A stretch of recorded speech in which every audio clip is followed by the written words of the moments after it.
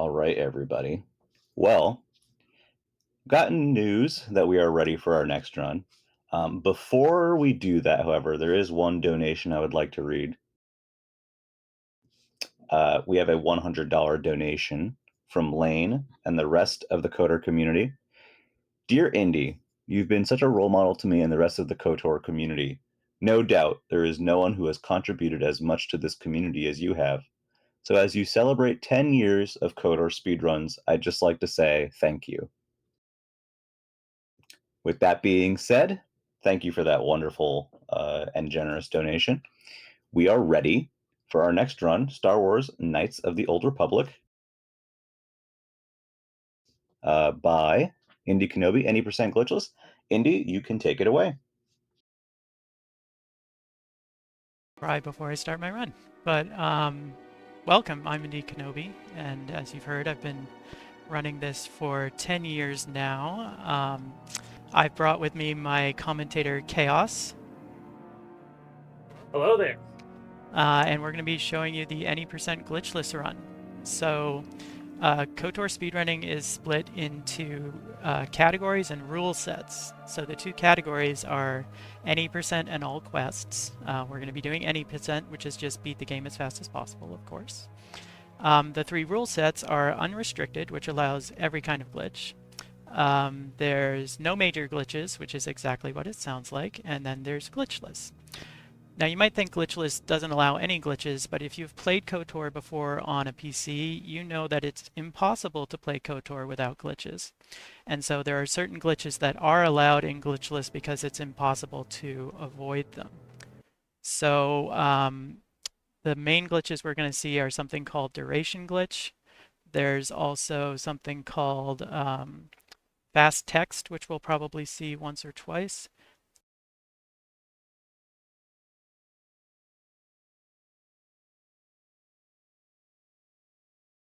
Something called stunned combat, which may or may not come up, and then something called auto level attributes, which we'll describe when we get there. So to start, I'll show that I have no saved games. You're not allowed to load any games that you've previously saved. And we're going to get going. We're going to start with our Scoundrel build. Up until recently, glitchless runs were done as a scout, but Scoundrel gets access to sneak attack, which does extra damage if you are either attacking a stunned target or attacking from behind. And as you'll see, this game has a somewhat generous definition of what behind means. We've got a lot of strength. Our combat plan is going to be to hit things hard with lightsabers, so we put everything into strength. We're going to get a little bit of dexterity and constitution, and then we're actually going to get 14 intelligence. The only reason we do this is to get enough of a modifier to our computer use to allow us to use one fewer computer spikes when we hack things, because that helps kind of smooths out our early game credit route. And then the last 2 points in charisma, because we're going to be doing a fair amount of persuasion, and that helps us be a little more persuasive. Now, all those points in intelligence means we have a lot of skill points to distribute. The important ones are going to be in persuade and treat injury. The computer use, as I mentioned, will help us use fewer spikes, but that only comes up a couple times. We get points in stealth just to get an extra belt to sell for more cash, or credits, or whatever you want to call it. We've got repair here. We are literally never going to use repair. We just want to get the skills out of our menu. Security will help us once to unlock a door, or not. And then treat injury helps our med packs be better. And med packs are going to be really important early game because we're kind of playing it a little bit close in terms of dexterity and constitution. So we're going to need to heal pretty often because we want to run past enemies, because that's faster than actually attacking the enemies. For feats, we're going to pick Flurry. Flurry gives you an extra attack, and that's better, so that's what we get.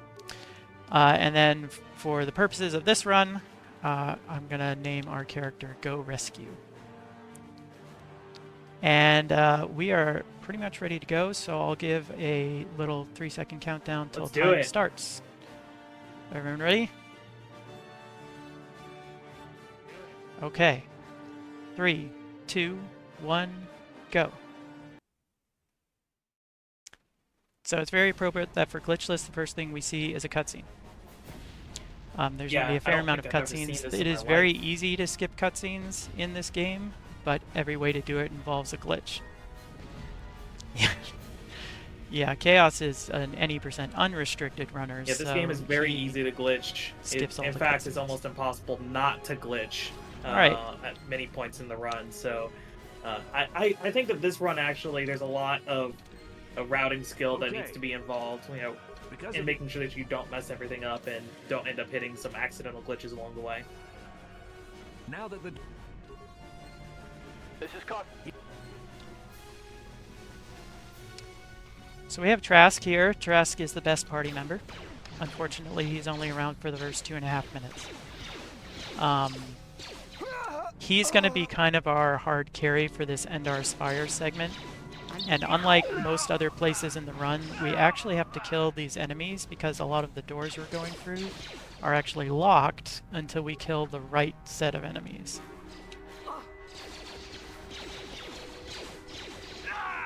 We have another little cutscene here. This game is based off of a older version of Dungeons and Dragons, so all of the combat you see here, there are secret 20-sided dice rolling in the background to decide if we hit, and then dice rolls for how much damage we're doing and all that fun stuff. That does lead to a fair amount of variance. So for instance, this frag grenade needs to kill those front 3 Sith, but it only has a 75-ish% chance of doing so. Many years ago, We all avoided those that particular cutscenes. pitfall. Wow, that was a really good Jedi fight. That All these cutscenes actually have RNG in them as well. And so there's a few crazy runners, including myself for just a bit, who would wait for the best possible RNG for those cutscenes, even though it maybe save you like a half a second. That's kind of been done away with now in modern any percent categories, though. It's just not worth the resetting time.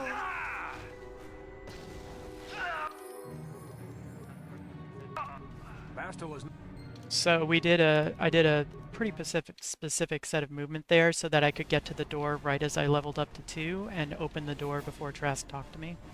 That saves roughly half a second. And then you also notice that I saved my game and then loaded it.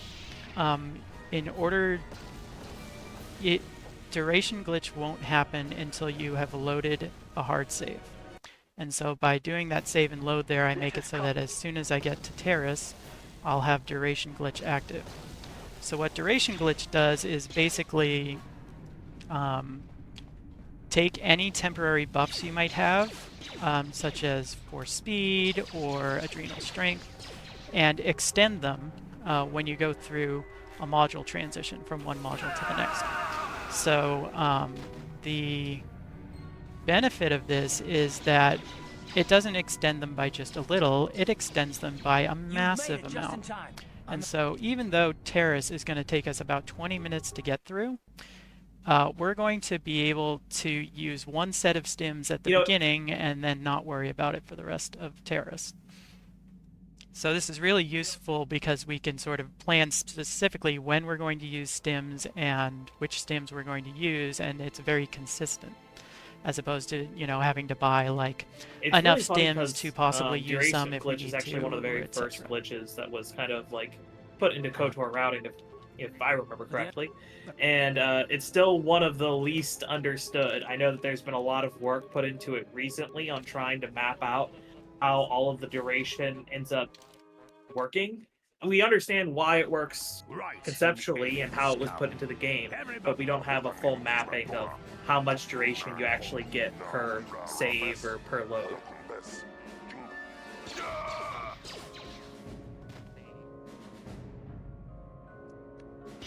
So we have our second party member here, Karth. We're going to steal his blaster because we are short on like cash, a less cool and his blaster's really fancy, so we're just going to sell it. Real quick, sorry. We are actually going to be doing a host swap right now. So I just wanted to say thank you to everyone who has donated today and watched the marathon. I've been CMM1215. I'll probably be back on Saturday for some commentary. But I'm going to be tossing the hosting baton to someone absolutely wonderful who will be taking you through the rest of this run. So thank you very much, and best of luck, Indy.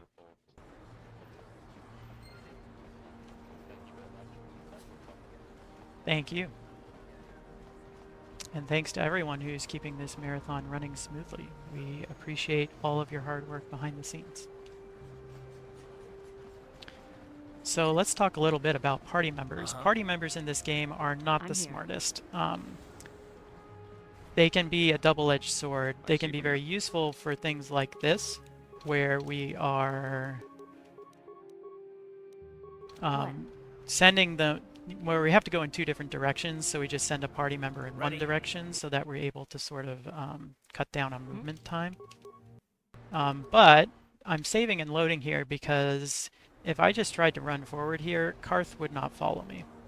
Even though solo mode, which is the thing that lets our party members move on their own, solo mode is off, but Karth would not consistently follow me unless I save and load. Basically, the game takes a little while to realize that solo mode is off after you've gone through the load zone. And so that means Karth gets far enough away because he's just sort of standing around waiting, and by the time he remembers that he's supposed to be moving, yeah, this gets even worse. He's kind of at, too far away to do so. You know, some other locations that we'll see later where there's a whole bunch of enemies rolling around. And we really want to avoid having our party members get into combat if we can avoid it. Unless, of course, we are interested in killing those people. Real quick, sorry. So yes, our next host is here. Please give it up for them. They're going to do a fantastic job if they want to introduce themselves. But I'm out for now, and have a wonderful marathon. What's up, gamers? Happy time zone. Thank you so much, CMM. I'm here to party with y'all.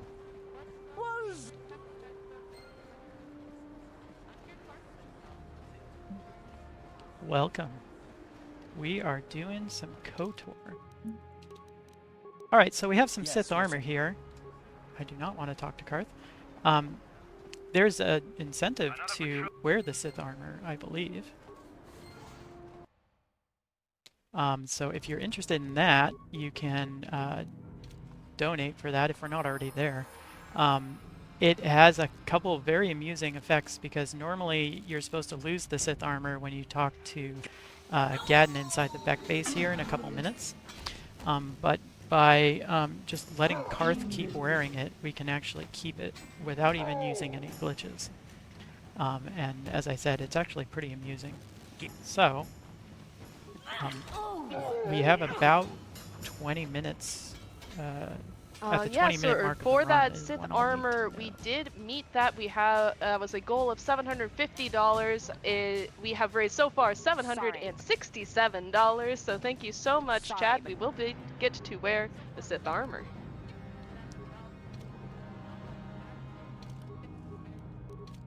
That's great. So I am locked into doing that. We keep the armor on Karth and send him away. When you enter the Beck base here, the game will automatically remove the Sith armor if you're wearing it. And then when you talk to Gadden here, it will take it out of your inventory because you're trading it for the keys to the Undercity, which is where we need to go next. But by having it on Karth and removing Karth from the party, gets a chance to and it's also just some good armor too. We really don't have anything comparable until after, it's actually it's basically the mid game. It's functional, and so it's actually the best choice to wear other than a Jedi Master Robe, and getting a Jedi Master Robe actually takes a little time. So it's actually optimal, except that it kind of wastes like 5 seconds to get. So by hugging the wall there, I hugged the wall in a couple places in this. There are triggers for spawning enemies in certain places in the game, but you can avoid some of those triggers by just hugging the wall in the right spots. And so that last hallway in particular was much more empty than it is supposed to be. Get out of here. I'm sorry. You know, I think the Undercity might be my favorite part of Terrace. Just because I think there's just so much work that we've done in when I was helping on all quests unrestricted. There's just so many little things that can be done in Undercity. A lot of people have bad memories of Undercity and the sewers because it's a really complicated area with lots of twists and turns. But that means there's a lot of opportunity for us to find routing optimizations in more complex categories. In this case, it's kind of just No. going in a straight line, though. Hendar got one Oh. shot. Time to rumble. So Oh, there's no. this He was supposed to run. yeah, there's this village outcast named Hendar who you're supposed to save there, but the combat is it's actual combat roles that he participates in. He can kill the Rakghoul, and unfortunately the Rakghoul can kill him, as you saw. So poor Hendar, we hardly knew ye. There's a That was neat kind of a little rough fight, strat. too. You missed twice, didn't you? I did. There's a neat little strat here with party members. We're supposed to rescue Zalbar, but we're also supposed to go to the upper sewers, which is sort of two different directions. So we're going to send Karth up here to rescue Zalbar the Wookiee. But the game automatically opens your party selection screen at this point because it's the first time where you have more party members than party slots. And so by just removing Karth from the party there, he's no longer up near Zalbar, and we can immediately go to the upper sewers. Normally this game has a system where you have to have your entire party near you in order to go from one module to the next. So by using that little party menu trick, we're able to remove Karth and have just mission next to us to go into the sewers. So that saves... And that's a relatively new routing decision. Before we used to use the ladder that we came down in, and that ladder actually ignores the you must gather your party radius, so you could just go straight up it. But I think it was maybe about a year ago you ended up realizing we could do this other routing decision. It's a couple seconds faster. Yeah, I was actually running no major glitches when I figured that out, and it's a big time save, but it means we can't get a particular footlocker, which has some good loot in it. This is a trick called Rancor Juke, where by kind of dancing with the Rancor in the right way, we can avoid having to kill it, and that saves about 20 seconds. So that's pretty good. And now we have our first major bit of randomness in the run that isn't directly related to combat. We're doing something called turret skip here. There are three turrets. Yeah, there are three turrets. Laying it down. Guarding this elevator that we need to go down, and these turrets have the property that they will kill you in one shot no matter what your health is. So we throw a couple concussion grenades at the middle, and we have a 59.5 chance to stun all three with 2 concussion grenades, and we were successful. So that's a first try turret skip. If you don't stun them all, then you actually have to reload a save and try again, because we have to come back this way. Well, you can chance it. Well, no, because even if you get to the elevator, we actually have to go out that way in glitchless. In no major glitches, there's actually a little trick you can use to warp yourself out. So if you only have, say, 2 of the 3 turrets stunned, then in no major glitches, you could just run for the elevator and hope the turret misses you. But we can't do that in glitchless because we have to go out the way we came.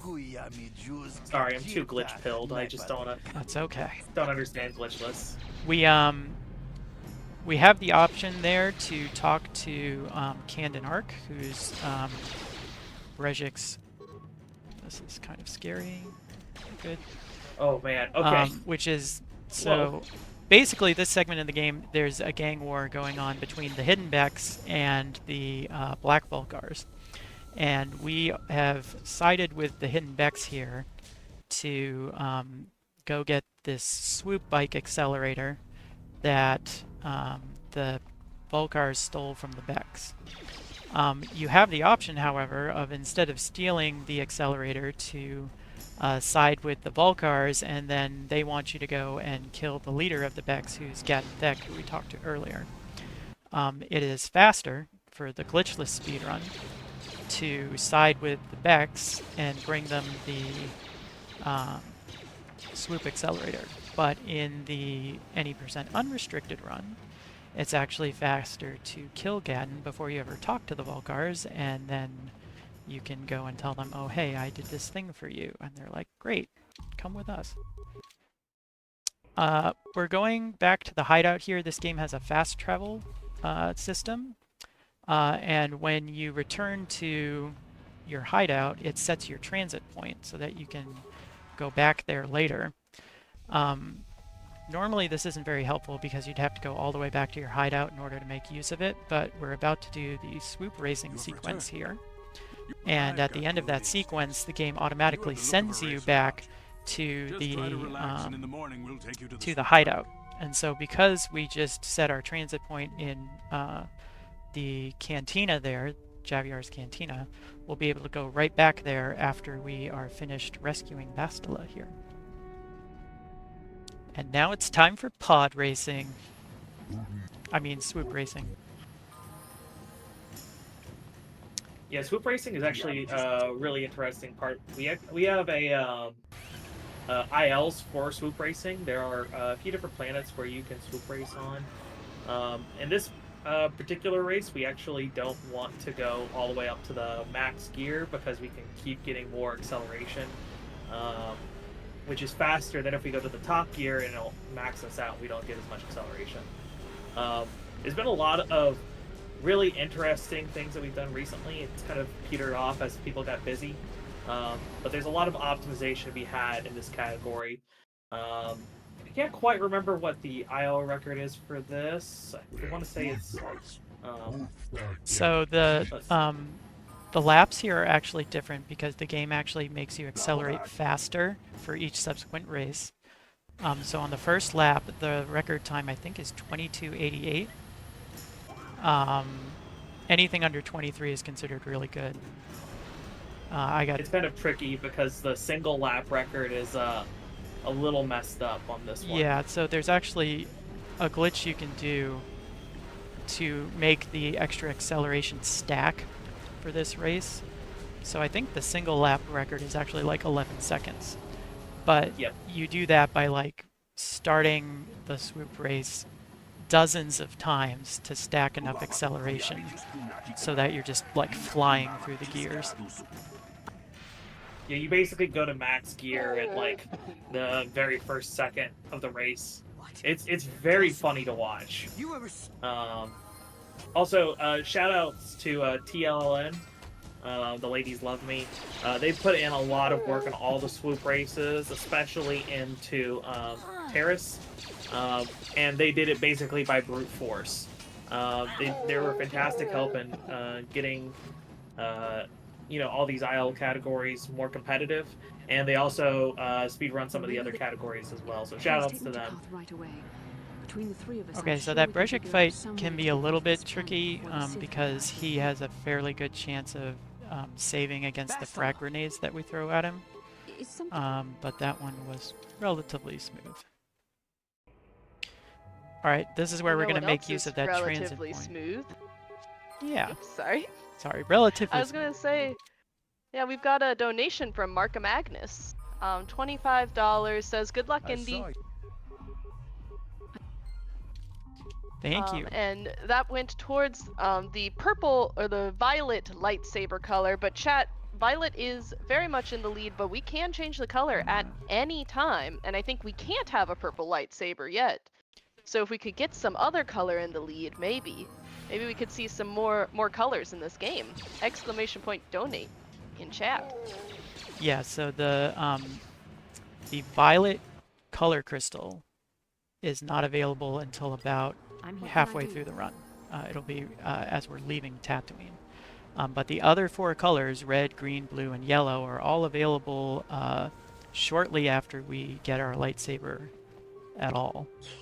So yeah, we'll be able to change the color of the lightsaber many times during this run, and so if we change it to a color and you don't like that color, you can donate for a different color.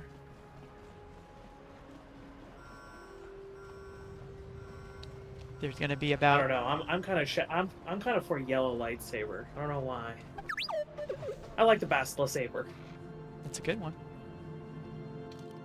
All right. So the Sith base is the randomest part of Terrace, because there's a couple big fights in here that we're going to have to deal with. The first is the assault droid.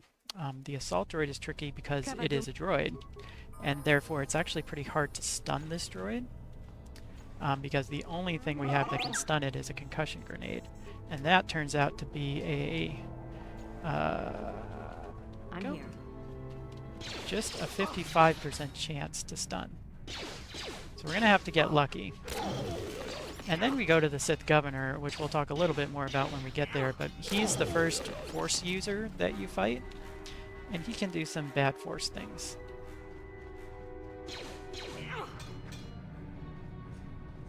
Oh, there's bumping. Yeah, so that was your first instance of bumping. You can kind of run into an enemy at the right angle, and it will cause them to kind of back up a little bit, and they usually turn their back, and you can get a quick sneak attack off that way. Right, here's our concussion grenade. We didn't get the stun, and so now we just kind of gotta tank it. Yeah, this fight is very RNG. What? In no major glitches, we can actually kind of make a save right before this and reload, I'm here. but that doesn't work in glitchless. I should My probably gosh, mention he's at this so point tanky. that there is a quick save in this game, but it's so glitchy that it's actually banned in glitchless. You are not allowed to quick save in glitchless. All right, time for the final boss. Okay, so the goal here is to stun him. We can do that with T3's stun ray, but each stun ray use only has a 25% chance to stun the governor. So we kind of got to keep fishing. There we go. There we go. Once he's stunned, the sneak attack from our main character, Scoundrel Stick, kicks in, and we're doing an extra 2 to 12 damage per hit. So that helps quite a bit, and that was actually not bad. Yeah, no, that wasn't bad at all. It was, No one died. yeah. And he didn't start using, he didn't start drain lifing for like a billion years. Yeah, so Huh. he is more likely to use his force powers when he's below half health. And one of the force powers he can use is Drain Life, which not only damages you for quite a bit, but also drains his life back. And if he starts spamming Drain Life, then you're basically gonna lose. Whoops. Okay. I'm here. We've been trying to use Bastila for movement here because she has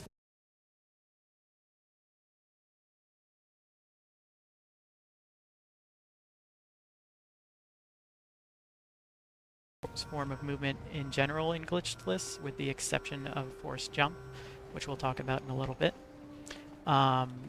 But we also need to be a little bit careful about using her because, like most party members, she'll want to stop and attack the enemies that we run past. So we use her to get to the door here, but these black Vulcars will get her, hung up a little too much, so we get rid of her once we're there. And we can now talk to Canderous. We have the launch codes, so we're going to go to Davik's estate and try to get out of here. So this is a pretty long cutscene that establishes that, yes, Malik is the bad guy and he's very evil and you should have no sympathy for him whatsoever.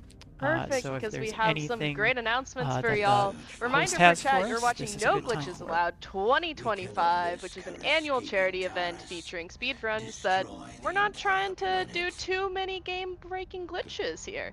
indykenobi's been doing some really awesome things. Right now, we have an incentive open to change the color of the lightsaber, and all of those donations, chat, go to this brand new incentive that just opened. If we can raise $1,000 total before Peggle Nights, we will upgrade that to Random Master only upgrade. We are going to be shooting for the moon. And so all you have to do, exclamation point, donate in chat, click that link, and tag the bid war while you're at it, and it goes for that great 2-for-1 deal. Let's maybe get some different colors that we could have for this lightsaber we're eventually going to get. As well as unlock master mode for Peggle. It's going to be really cool, I believe. As well as unlock master mode for Peggle. So, Okay. Yeah, the first lightsaber color change is in about 8 minutes. So get your donations in for that. We are now in Davik's estate, and we need to steal his ship. So we're going to run over there, and there's this whole sort of side plot here where you need to get access to the hangar, and the simplest way to do it is the way we're going to use. We're going to use a lot of computer spikes and our handy-dandy droid here to just hack the security and walk right in. There's a whole side thing you could do with rescuing a pilot, but it turns out to be fastest to just hack it yourself. And so that's why early game spikes are so important to route correctly, because we need 8 of them to do that, and that's quite a lot. There's a neat little thing with this cutscene where you may notice that we kind of spawned in the corner behind them. We did that by switching our party member before this cutscene starts, and it actually puts us closer to the exit after this fight. Okay, so Callow, we usually do in 2 rounds. It can be 3 if our luck with frag grenades is not so good. You may have me outnumbered now. But that was 2, so that's good. You You'll notice the girders above Callow's head here. Those girders actually spawned relative to his orientation, and so depending on what way he's facing, that affects the orientation of the girders, and we actually need them to not fall on Davik's body here, because we need to loot that body for some good stuff. So, we are now off Terrace. If you've played this game before, you know that Terrace is a very long intro section, and we've managed to take care of it in just about 27 minutes. So You know, I wanted to do a little bit of shouting It's always out good to the get a run off community Terrace. and all the tools and resources that we have available. You know, there's so many opportunities for you to like learn this category and other categories at KOTOR, and other little neat tools and uses for routing and for just enjoying the game. One of the more popular things that we have available is the randomizer. Incoming fighters. The Peggle event ended up reminding me of this. We've had a lot of people who come in and end up accessing the randomizer. It's a tool that's been developed by Lane and by Glasnock. Lots of cool options for you there. You can do like mixed heads, or different models, or different stats for things. Lots of opportunities to play around and try out. Very casual, very fun thing. But now we're on Dantooine. I've spoken briefly.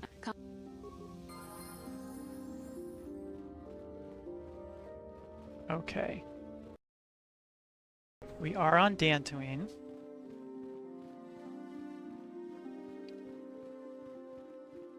We're gonna have a little, we're gonna have another kind of long cutscene here that's our training montage. The lie is making it so you can't keep up with the bus.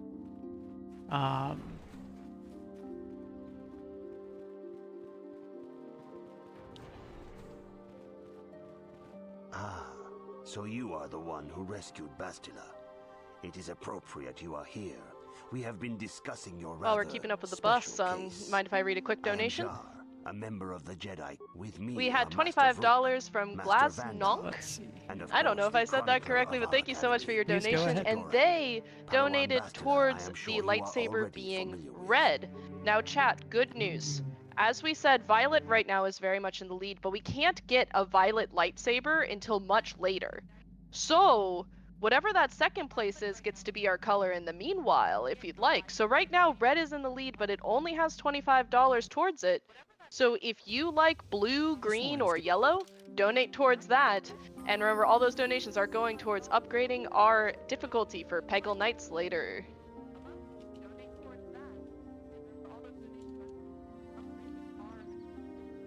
Uh-oh. So, Wow, I forgot see to how put it on is. the Sith armor. No.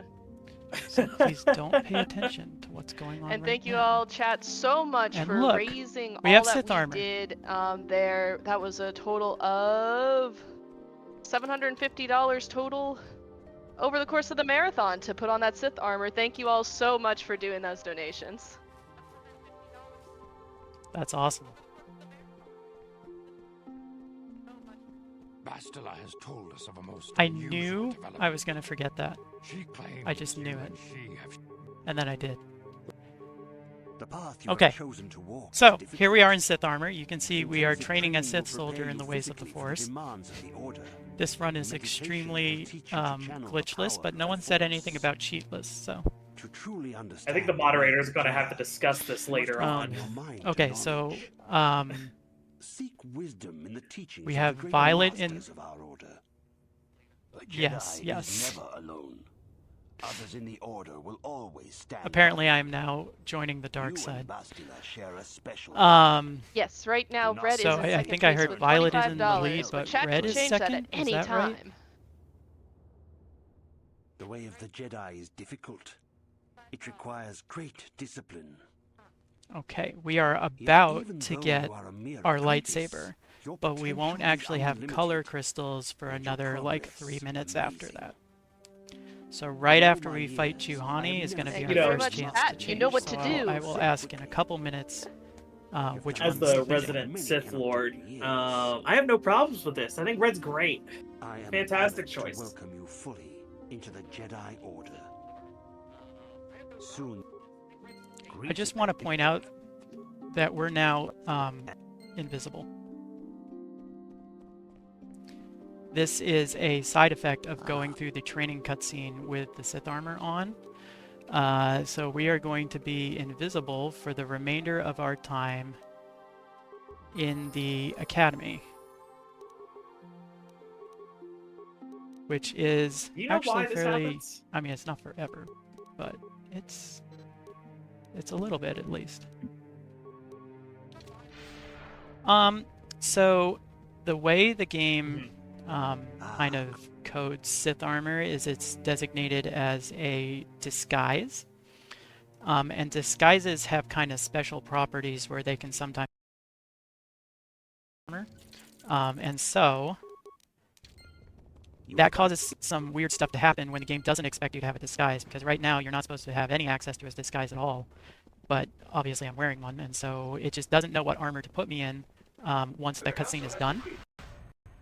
And so I end up invisible until where now I am, again, a Sith soldier running around on Dantooine.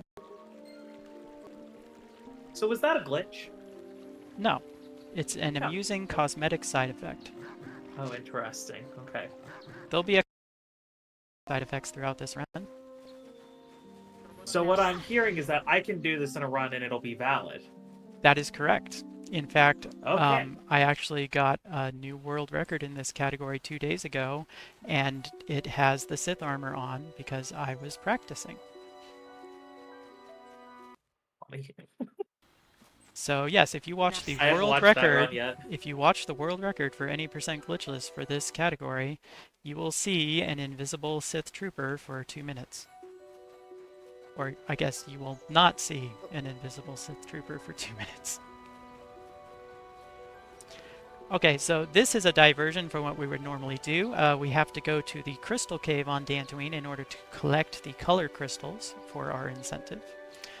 Normally you would go straight to Juhani from the Enclave, but we're kind of looping around the back here so that we can grab those crystals, and then we'll go visit Juhani. And then once we fight Juhani, we have to go tell the council that we took care of her. So we will have an opportunity to use a workbench there, and that's where we will change our colors. So we've got this one, this one. I need you to get out of the way. That one, and that one. So let's go this way, away from all the scary Kinrath spiders. All right, I think we got everything we need. Let's just double check since I already made one mistake involving Sith armor. Green, blue, red. We have a yellow one, as you can see. That's the default. And we should be good. Okay. Let me just make sure I've got my menus right. All right. Now we're going to fight Juhani. Juhani is a really, really hard fight for the level we're at right now. We're going to be doing a couple things. We're going to be using bumping to try and get sneak attacks on her. We're going to be using something called action cancel, where we're going to let her take the first move, but then interrupt it with our first move, and that actually cancels her action for that combat round. And if we're lucky, we'll be able to actually redo that. But I didn't quite get it the second time. Got it that time. We just, the problem with Juhani is her defense is just way too high. So we just miss a lot. Okay, I need to know That still wasn't that bad. which lightsaber color.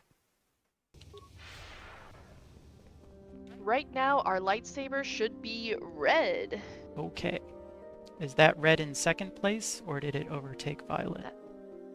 That red is in second place, so we will be changing to purple as soon as we can get that, but I don't know, chat, my favorite color is yellow, and I think it would be pretty cool if maybe we got to see some yellow lightsaber before we got to see our purple one. Okay, here's our Could be red fun. lightsaber. It is good. We definitely look like one of the good guys right now. I can That is absolutely Yeah, we're ready to correct. be sent on a heroic quest that will determine the fate of the galaxy. I think the Council knows exactly what they're doing. Oh yeah. This Jedi Council does not do anything sketchy at all. They are completely trustworthy. They definitely wouldn't wipe anyone's memory and send them on a really dangerous quest. No, that's crazy. Yeah, Especially not one who is like formerly like one of the most dangerous people in the entire universe. I will say we'll have another opportunity to change our lightsaber color in about 5 minutes. Hey, you just skipped a cutscene. Yeah, so that's another one of those where the trigger for the cutscene is not quite as wide as the actual path. So by hugging the right wall, you can actually just never trigger it. What can I do? Okay, this is a good example of what we call micro movement, where we're sending multiple party members in multiple directions. I'm here. Because we have to go 3 directions at once here. There is a terminal on each side that we have to interact with to open the main door, which is in the middle. So we kind of use solo mode to maneuver our party members and then gather them all up again with this cutscene. And this is going to be our first star map. The goal of the game is basically to get 5 star maps to illuminate the way to the Star Forge, which is the end game. We always get the Dantooine one first, but the neat thing about both speedrunning and just playing this game casually is that the middle act of the game is open. We can go to any of the next 4 planets that we choose, and from a routing perspective, that gives you a lot of options of where to go when. So unfortunately for us, we have our first example of you must gather your party before venturing forth. Bastila did not do a good enough job of following us out of the ruins, so we had to wait for her. Look, she was just mourning Nemo. I mean, That can you is blame her? true. Yeah, there's a Jedi named Nemo who, if you talk to before this, says the Council has given him a mission, and then you find him lying on the ground. Very unfortunate, but he has a nice crystal, so we take that and put it in our Have you lightsaber. discovered what it was Nothing that like Revan looting bodies. returned to your I ship mean, with it's just Bastila? like, I mean, I guess we are a Sith. We're in Sith armor with a red lightsaber, and then the Jedi are sending us on a quest to go and save the galaxy. I mean, this is just normal business. Very normal. Alright, has there been any change in lightsaber color? There has. We had an anonymous $33 donation to change our lightsaber to yellow. Alright. And that means we are only $150 away from that Peggle incentive. Chat, we have to meet that before Peggle starts, which is the next run on the schedule. So let's get those donos in. What was the second crystal you put in, Indy? I put in the that sigil Rubot? crystal, but because I had to go out of the way to grab the color crystals, I also grabbed the Rubot crystal, which can only be found in the Crystal Cave. Because normally you only have sigil crystal here, and you just have an empty slot. So I threw the Rubat crystal in so that we have slightly better combat chances than we otherwise would. I am more interested in the young This cutscene is establishing that Callow actually lived, even though those heat-seeking girders tried to get him. And he's going to show up on our next planet, which is Manon. We decide to go to Manon first in this run because there's no required combat on Manon, and it's actually a good place to get a lot of relatively free experience to try and become a higher level before we actually do have to do combat on Tatooine. Indy is actually our, resident goat. Has almost every single world record except for one in KOTOR, which leads me to this question: is there any category that doesn't start on Manon? As far as I know, I think we start on Manon for almost all of them. Any percent, not any percent. All quests unrestricted doesn't count. That one's, you're going everywhere. Okay, so any percent unrestricted actually skips Manon entirely, as well as Korriban and Tatooine. It only visits Kashyyyk because there's a trick to actually duplicate star maps. So that one doesn't go to Manon first. And I forget my own category. All star maps also doesn't go to Manon first. All star maps goes to Korriban first, I think. And then that's a wacky category. None of the all quest categories go to Manon first because you actually have to go there after your second star just map. No major glitches in this. Okay, all right, understood. There's a all right. I just totally forgot all the categories in my head. There are. That's why I only run any percent unrestricted, and you run everything else. Right. So we actually bring a party member with us on Manon because this little hallway we just ran through has a cutscene, an announcement cutscene of you like landing on Manon. But for whatever reason, if you have a party member with you, it doesn't trigger. And it's kind of long. It is about it's not like long, but it's kind of annoyingly long. It is about 10 seconds. Yeah. We bring T3 because every other party member wants to stop and tell you about their life story.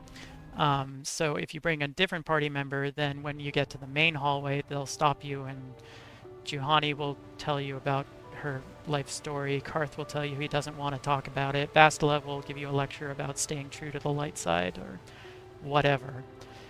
But T3 is just, he's a good boy. So he just comes with us. And are you going to talk to Bob? No, I don't talk to Bob. My heart. So Bob is the name of the droid that's to the right of the entrance to Otto City there. And if you talk to them, he says, "Obey the rules on Manon, human." What about Steve? Are you going to talk to Steve? No, I'm not going to talk to Steve either. Oh my gosh. Indy, what are we doing? Steve is this particular Republic soldier. I don't know. I don't meme as much as the rest of my community does.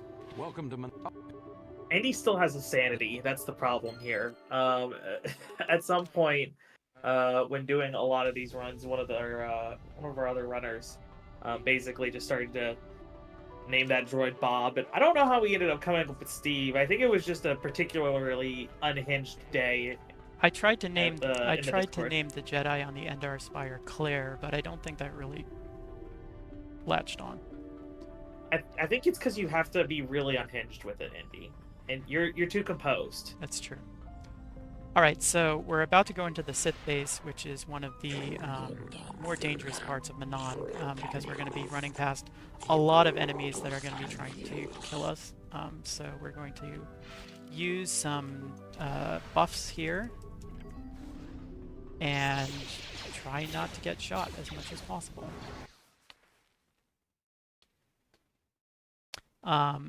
We have equipped an Achani shield, which absorbs, I think, 50 points of energy damage, so that gives us a little extra longevity. This secretary is very rude. She doesn't even ask you why you're there. She just sicks the guards on you. There is a small chance in this next room of getting stunned, but it's very small, so if it happens, that's our miracle luck. Okay, we're safe. We're going to use a med pack. That's our last med pack, but it's okay. We're going to get a couple extras. Alright, we made it through. We now have our first run-in with the Selkath authorities. We're going to go on trial for causing a disturbance in the Sith embassy, but we're basically going to tell them that they lured us inside by promising diplomatic relations, and they're going to be like, yep, that sounds like the Sith, and let us off. For some reason, the fact that we're wearing Sith armor has no effect on these deliberations. So Maybe they just can't see you. I mean, we can see ourselves, but possibly we don't know what's going on. Our next stop is going to be the Republic Embassy. We're going to turn in the data module that we recovered for them, and they're going to let us take their submersible to the bottom of the sea, which is where the star map is. So there's going to be kind of a lot of running from here till the water, so if there's anything else to tell our lovely viewers, this is a good time for it as well. Perfect. So the good news was, initially, we needed $9 more to change our lightsaber back red. So we got a $10 donation from Glasnock that tried to change our lightsaber red. However, Corey D. Animate said, no, I want it to still be yellow with a $35 donation. So our lightsaber is still yellow. Okay. So chat, if you want to change our colors, we need $33 more in order to change it back to red.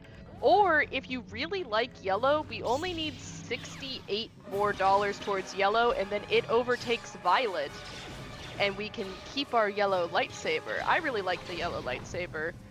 Purple is nice, but consider !donate in chat. We can make some of these light up a little bit different for our lovely run.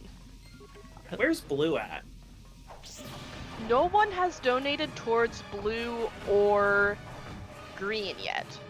Okay. So, because blue is Exar Kun's double-bladed lightsaber. I mean, we can have some real KOTOR lore going on if we end up going for blue here. So that's my current go-to now.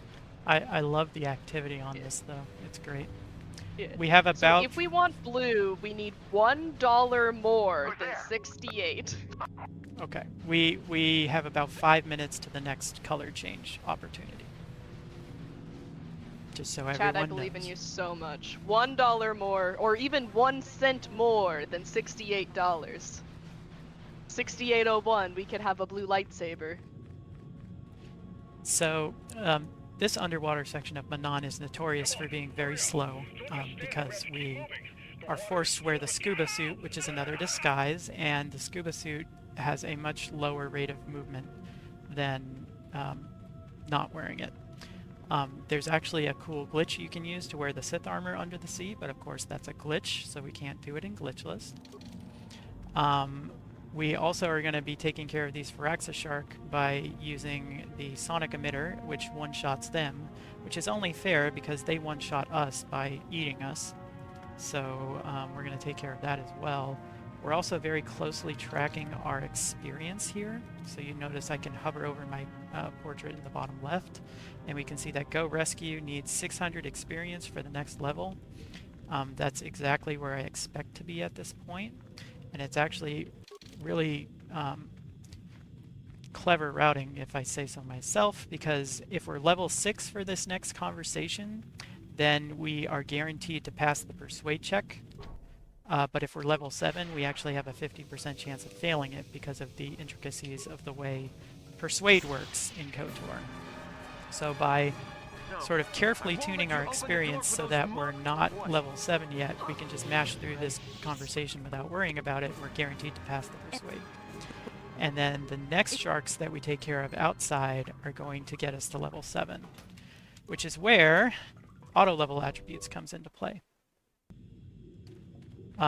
Which is not a glitch. No, it is more of an exploit.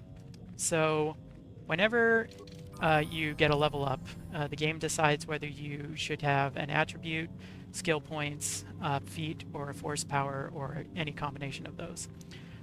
You are supposed to be able to get an attribute point for things like strength, every 4 levels. So level 4, level 8, level 12, level 16, and level 20. However, when you are auto-leveling, and only when you are auto-leveling, the game doesn't look at your overall level. It looks at your class level. So when I open my level screen here, you can see I have Jedi Guardian level 3. When I auto-level to 7, I'm going to get an extra strength point because I reach Guardian level 4. And so the game sees, oh, your Guardian level is 4, you must get an attribute point. So I just got an extra point in strength that you normally wouldn't be able to get because I chose to auto-level at level 7 instead of leveling up manually. Now, if I auto-level at the next level, which is 8, then the game would see level 5 for Jedi Guardian and wouldn't give me an attribute point. But if I manually level at 8, the game will say, hey, you're level 8, you deserve to select an attribute point. And so basically by doing this, instead of only being able to take strength at level 4 and 8, I'm now able to take strength at level 4, 7, 8, 11, and 12. So I get 2 extra strength points compared to what I would normally get. It's not a big deal, but every strength point gives you a slightly better chance to hit things with your lightsaber. And so it actually, it's not like game breaking on its own, but it definitely helps to smooth out some of the later game combat. And you can do that yourself if you play this casually. Just, you have to become a Jedi at a level which is not a multiple of 4. So we became a Jedi at Scoundrel level 3. That's one way to do it. And then when you are about to hit your 4th Jedi level, just do auto level, and you'll get an extra attribute point compared to what you would normally have.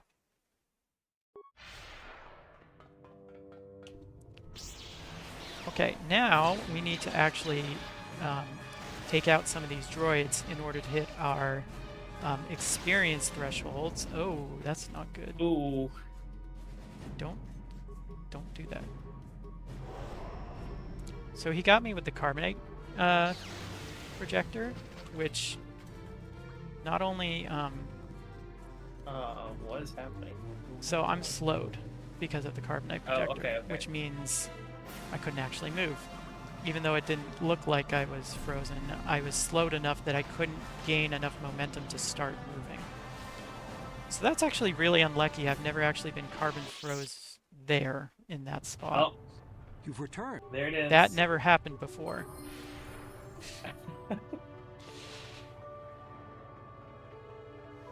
Okay. Indy, I've been meaning to ask, how do you think Calo Nord got down there? I mean, there's no other submersible. Like, did the Republic just let him down? They just called the submersible back up and let him go down himself? Or I assume the Sith loaned him a submersible. But where is it then? There's a fun little strat here. So again, we have another trial here, but if we try to force persuade the judges, they'll ban us from the planet, which actually puts us right next to the map so we can quickly fly to Tatooine. So it is faster to get banned from Manon than any other strat there. Sorry. So yes, I assume the Sith loaned him a submersible from their base somewhere. No. Okay, time to change the lightsaber color. Can here. you tell me what the lightsaber color should be at this point? The lightsaber right now is yellow. Okay, we are still yellow. After this And planet, we are also only $105 away from unlocking that Peggle incentive. after this planet, we will be able to have a violet lightsaber. So, if you want to keep the lightsaber yellow, I think it still needs to overtake violet, right? Yes, we need maybe a cent over $68 in order to keep our lightsaber violet. Or keep our lightsaber yellow. Okay, so we're doing shopping here. Shopping is always a little tricky because there's a lot of things can go wrong. Like, for instance, I sold my color crystals, so I had to buy them back. But it's fine. It's fine. I'm just going to be short a lot of money. It'll be fine. Which, I'm sure, credit route just doesn't matter at all, right? Yeah, the credit route is actually relatively tight. You usually have a couple hundred left Can I help over. you? But I can manage it. Okay, we're going to use a bunch of stims here because we're about to run past some Dark Jedi that want to do bad Force stuff to us. So we're going to increase our saves, so hopefully they aren't able to do anything. And I also bought a nice green belt called the Nerve Amplifier Belt, which gives us immunity to mind-affecting things. So things like stasis or like insanity or anything that sort of stuns you by affecting your mind will no longer affect us. And that's really key for some of these later areas where we're going to be running past a lot of Dark Jedi.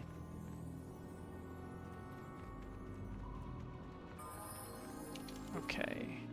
We're level 8 now, so you can see, or you may have seen really quick, that I was able to increase my strength to 21 instead of just 20.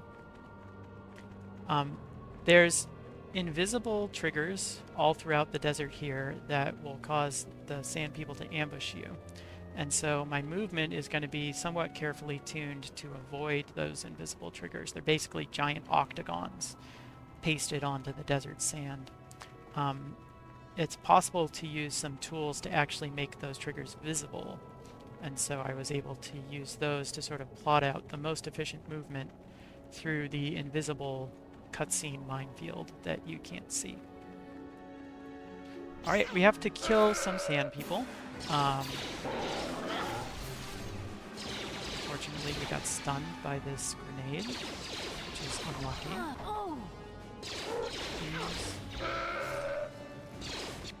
We need their outfit in order to sneak into the Enclave. Different disguise.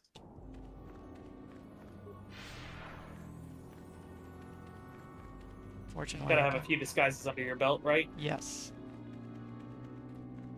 So unfortunately, my force speed ran out before I could reach the load zone, so I'm gonna have to take care of that. So we're gonna do kind of a cheeky thing here. We're gonna run until we're in range of this sand person, and then we're gonna force jump to him. And it takes the game a couple seconds to realize that you've put on the outfit that is supposed to make the sand people non-hostile. So you're able to still do a couple force jumps, even though you are disguised appropriately. And now we take off the disguise because we don't actually want to parlay with the sand people. We want to, well, kill their chieftain. So that's what we do. Anakin would be so proud.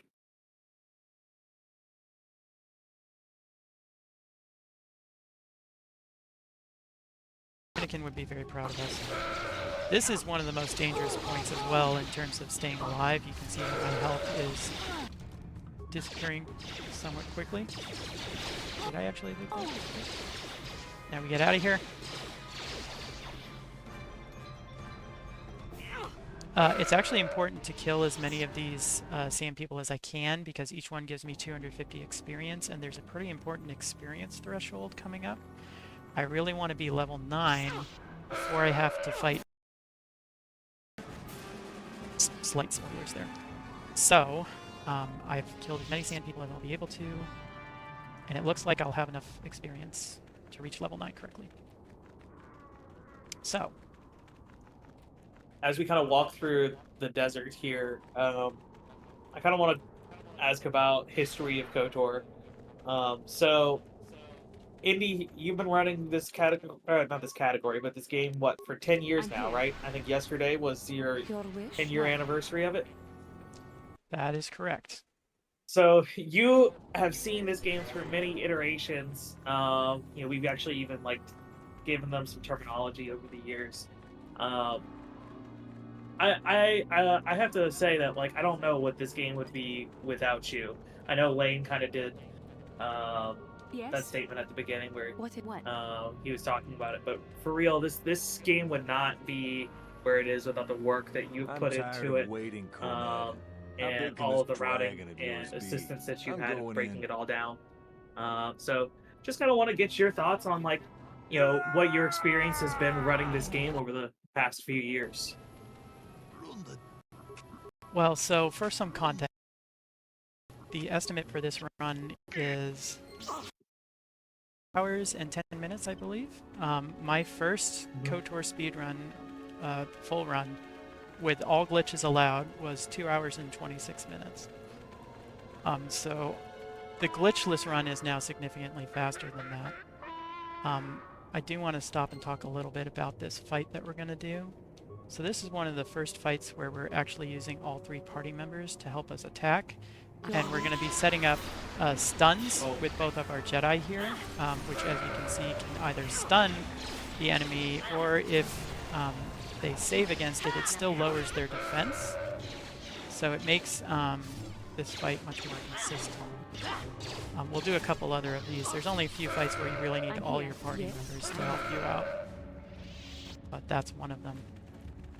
So yeah, I mean, there's, in terms of history of KOTOR, there's a lot of runners that have done a lot for this game. I would like to highlight Glasnonk, because he's the one who got me into running KOTOR all those years ago. He's been running it even longer than I have. So he did quite a bit. The first KOTOR run I ever saw was an old segmented run by ThinkShooter on SDA, so I want to be sure to mention him as well. And then, the community really wouldn't have nope, don't, thank you, wouldn't have exploded the way it did without, some of our glitch hunters like Lane and Hotshot. Chaos, you did a lot to sort of push the execution frontiers of this game, so it's really been a community effort to bring the game as far as it has. And I think that the KOTOR community is the best speedrun community I've been a part of. So if any of you who are watching this have an interest in running KOTOR or learning to run KOTOR, you should join our Discord, get in touch with us. We're happy to help new runners. We're happy to answer questions. We have written guides, we have some video tutorials. It's, I think, a very welcoming and helpful community, and I think it's, the nice thing about KOTOR is if you like, presumably all of you here like runs that don't have many glitches in them, you can do that. You can speedrun KOTOR glitchless like we are right now, or you can try no major glitches if you want to be able to, skip some of the longer cutscenes, but not, meaningfully change the gameplay or things like that. So do check it out if you're interested. Okay, I need lightsaber color again, please. And this time we can do violet. All right, then we will be going to violet. Okay, and we're also going to change out our Rubot crystal for a Crate Dragon Pearl. We also did have a $10 donation from Zello that says, "I'm just doing my part to make Satan suffer during Peggle. Big thanks to all the wonderful staff, volunteers, runners, and commentators for such a great marathon year after year." And so we are only $95 away from making Satan suffer, and again, only $68.01 away from maybe changing our lightsaber back to yellow if we want, or a little bit more, because Zello's $10 donation went to red. We could maybe change it red again. It's up to you, chat. I shall not make the same mistake again. I want to have to keep changing it every time I go to my ship, so keep up the fight. I do want to highlight something I did in the Dune Sea there to poor Komad.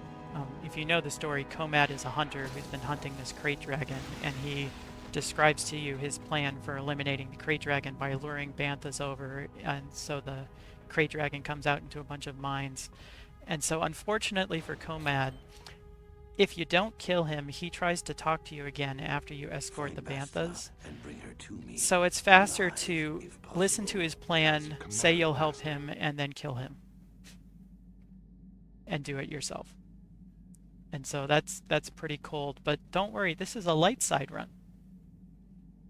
That's right, we're the good guys, as we wear our Sith armor. we did go from red to purple. So, I mean... Yeah, but Revan's lightsaber, one of them, was purple. So... Who's Revan? Oh yeah, I don't know. Probably an Yeah, important okay. character. Yes, something we just skipped over in one of the many conversations. I think we've kind of glossed over it, by the way, which is that, you know, every single conversation we have in this game, well, most of them are just mashing one. But there's a lot of these conversations where we have to know some sort of custom code of like 4 to 6 digits or so that can get us through the conversation in the right order. Like that It's one. actually really funny because when you start playing the categories a lot, you'll just be like, "Oh yeah, 43253," and Indy knows 43253 is. 43253. I don't know. What is that? I don't think I do Oh that come one on, that's anymore. the hideout. Yeah, I do The 11153 now. 11153. Yeah. But for instance, the Jedi code is what is the Jedi code?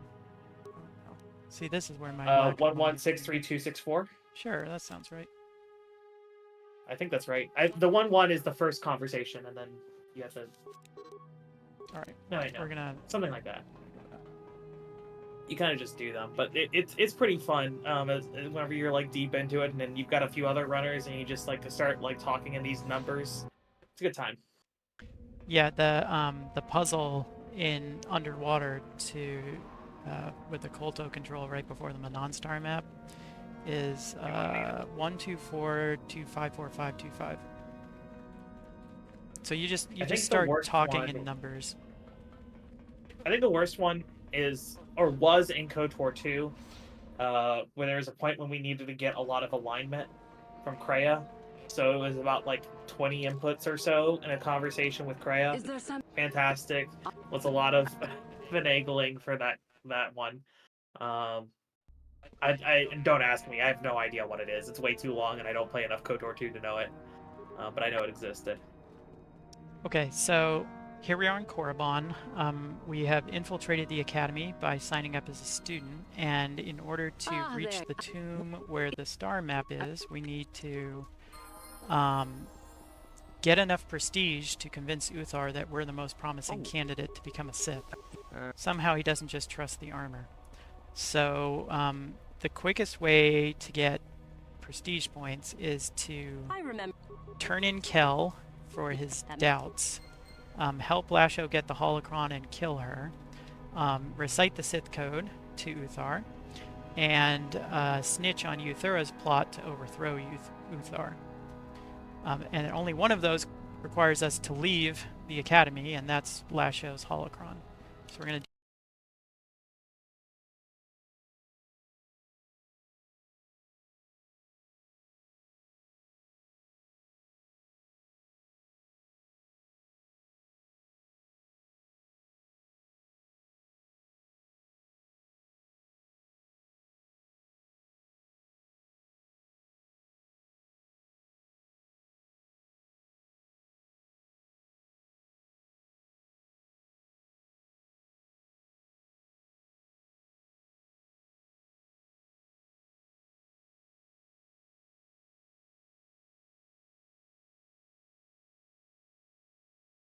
No, I think we're good now.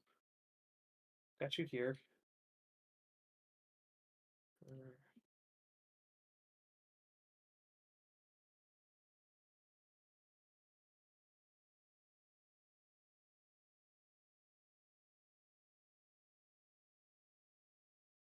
Oh.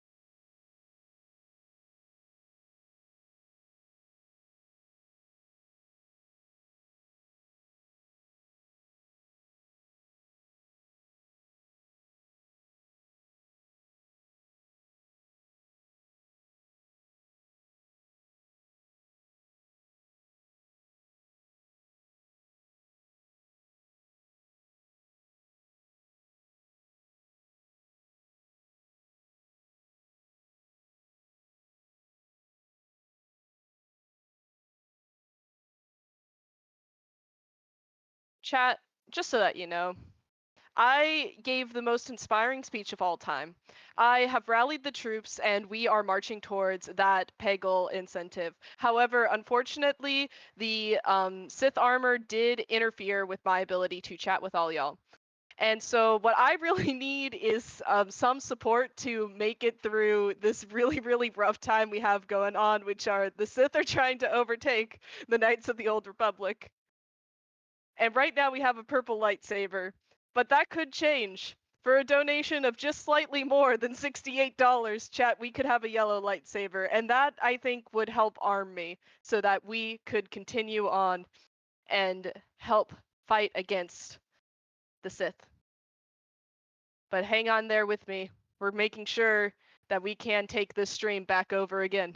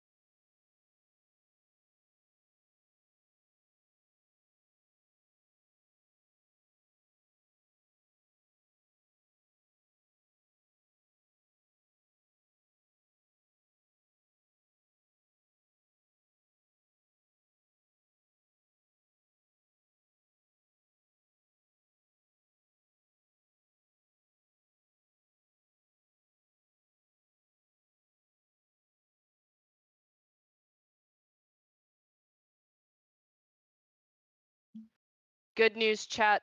The Sith have been at least eliminated from the tech, but not yet from this game.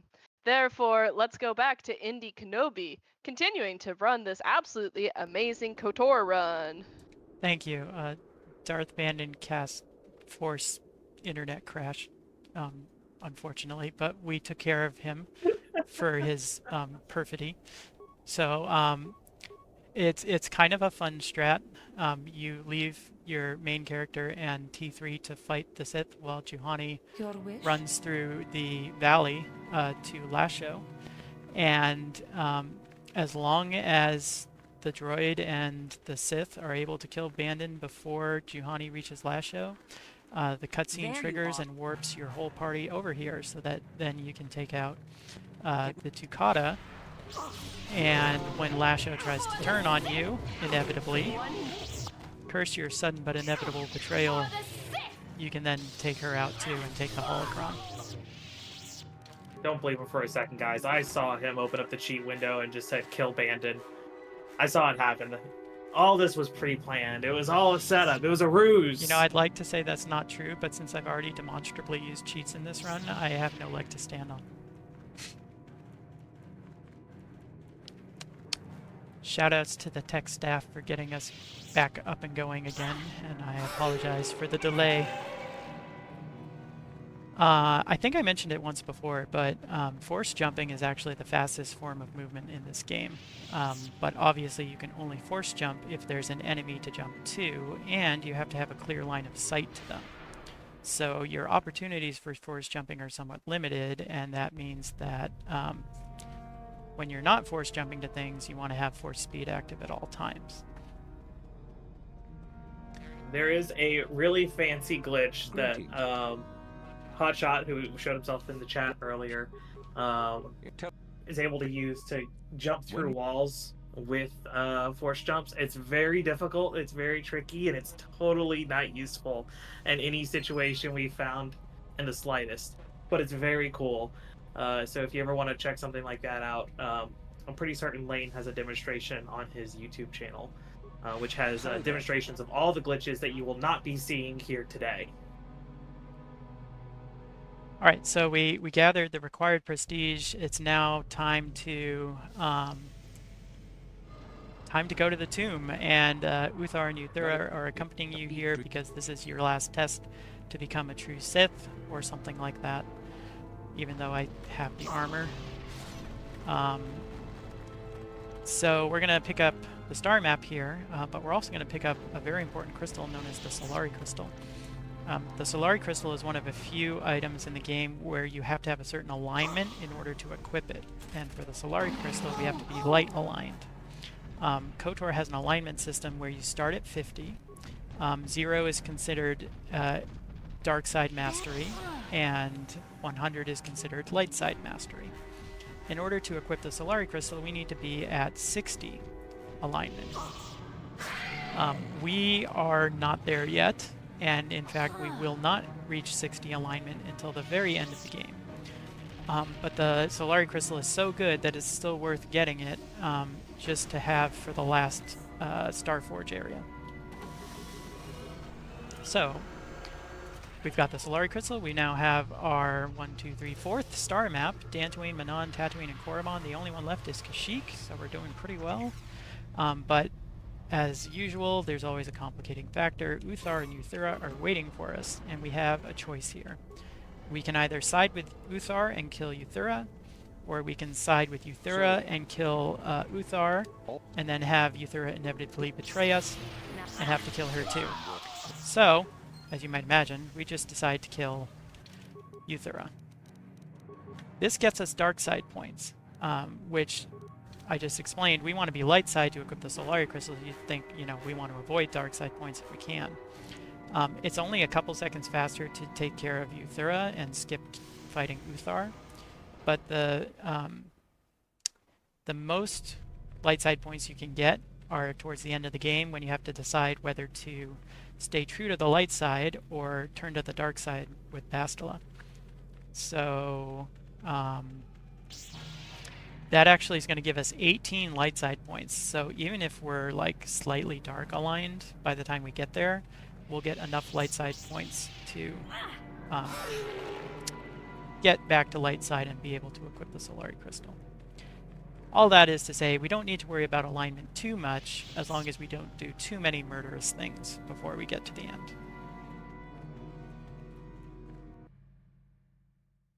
Okay, there's also a neat strat here. We're going to take Canderous out very briefly and then swap to him and use a hyper-adrenal alacrity to increase Canderous's movement speed. This will be important in about 2 minutes. Oh yeah, what's the lightsaber color? Is it still purple? Our lightsaber color is still purple, but we did have a $5 donation from CDubs55 that says, "Make it blue, go Indy go." So we will need $131.01 in order to make that lightsaber blue, but I think we could do it. Oh yeah. I believe. What's going on? Hello, C-Dubs. Sith interdictor ship. They must have been waiting for us Love on the C-Dubs. hyperspace route. I wouldn't be here We're without caught in their C-Dubs. tractor beam. Literally. Recognize the ship. And It's we the actually Leviathan. had a Soul brand Terrace, new I see. target open as well for Castlevania, if you have a moment for me to talk about that. Yes, go ahead. So, I know that this is no glitches allowed. However, apparently Castlevania Order of Ecclesia has a glitch exhibition. And so it's open until the end of the run, and that is a target that is set at $100. So right now, chat, we have a 3-for-1 deal. You can change the lightsaber color by donating in the poll. You can tag the target and donate towards seeing that glitch exhibition. Maybe glitches are allowed for a moment. And all of that does go to unlocking the Peggle Knights random master only upgrade. We only need $90 more to get that, chat. I know that we can do it. So make sure you're getting the best for your buck. Click !, donate, and make sure you mark a poll and target with your donations. 3-for-1 sounds good to me. So this is why we put Alacrity on Canderous. We got captured by the Leviathan before we could make it to Kashyyyk. And for this first segment, you have to pick one of your party members to help rescue you. And that, for us, is either Mission, T3, Canderous, or Juhani. Canderous is the fastest because for whatever reason, each of the other characters has a little cutscene that sort of intros their section, whereas Canderous does not. So even though he starts relatively far away from the pass card that we need, if we give him an alacrity stim, the fact that he doesn't have a cutscene at the start means he's the fastest choice. And you also get to look at his absurdly muscled back. Wow. He's a straight up trapezoid. It's Oh. it's kind of Yes, I'm. oops, kind of amazing. Yes, I'm here. Okay. So the Leviathan is the nightmare of all categories where you actually have to go there. And it's pretty much solely because you're forced to have Karth and Bastila in your party. And we talked a little bit about how party members can be pretty bad at following you. They're really bad at following you on the Leviathan. It's no good. So we do a few things to try and mitigate it as much as possible. I actually discovered a new strat 3 days ago, that helps a little bit. But here we go. We have the command deck, and we're going to watch to make sure they're following. And now we got to get past this first guard at the corner. He usually activates a shield and then throws a grenade, and his aim is not good enough to stop our party train here. And now we need to go into the armory to pick up both the spacesuit and some thermal detonators, which we're going to use on the Sol fight. We go around to the back door because it gives us some better enemy patterns later. There's our thermal detonators. There's our spacesuit. Is that new? Yes, that is new. Okay. We are going to save here because we're about to run through a room that has 3 Dark Jedi Masters in it, and they can do very bad Force things, but that went smoothly, so that's good.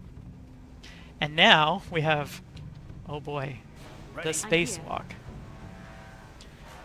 This is like the underwater section of Manon, except all of your buffs are automatically wiped at the start, so you can't speed it up at all. And so if there's anything else we'd like to talk about for the next minute while we walk, this is a good time. While we walk, I just want to remind everybody what we're here for. So we're watching No Glitches Allowed 2025. I'm presuming that's why we're walking, rather than yes, not doing anything else right that is now. correct. No Glitches Allowed, or NOGA, is an annual charity event featuring speedruns that rely more on execution of intended mechanics than game-breaking glitches.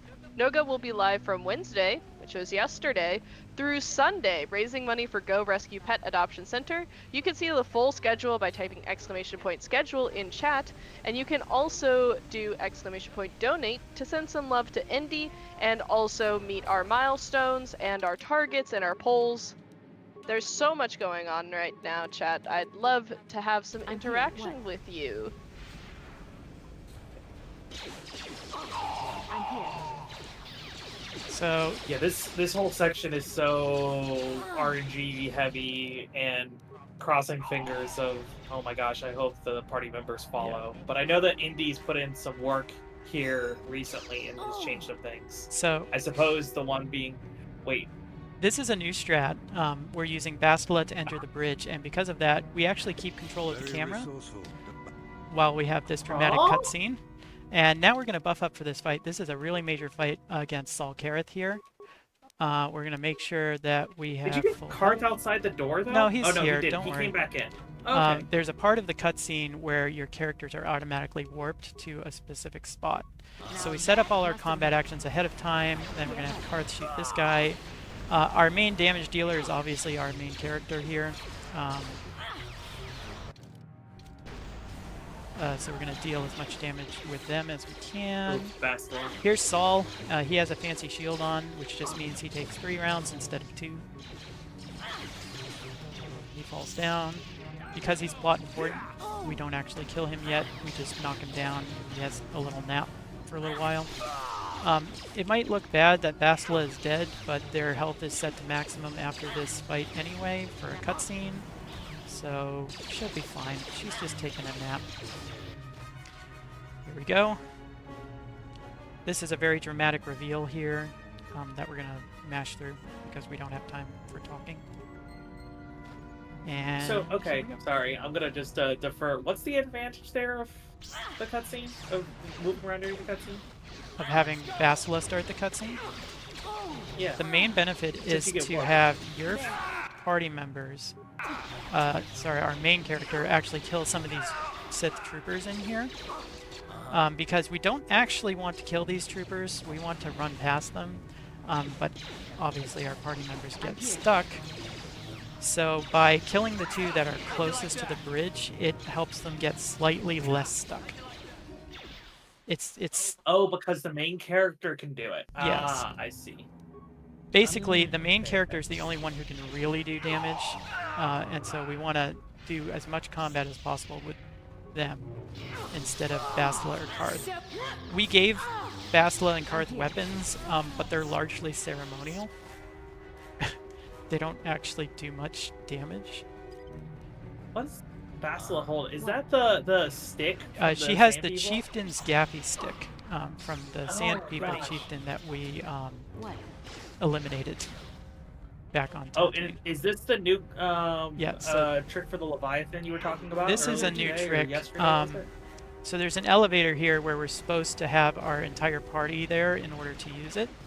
But it turns out that the game doesn't check that the person using the elevator is in the elevator. So by clicking on the controls and swapping to Karth, the game thinks that Karth is using the elevator even though he's nowhere near it. Yes? And we can go through with only 2 party members in the elevator. Which is... That sounds like a glitch. That is That's definitely not a glitch. It is a clever use of KOTOR's conversation system, and I will have you know that I am brilliant for thinking of it. And by brilliant, I mean it happened to me accidentally during a practice run, and I figured out how it worked. So, yes. Now we have our first confrontation with Darth Malak. There's a very big spoiler cutscene that is coming up after this brief conversation, but in deference to anyone who may not have played KOTOR, who may not have played this brilliant 22-year-old game, I have taken steps so that the spoilers are eliminated. So we're going to see the dramatic reveal of Revan's face as he and or she removes the mask.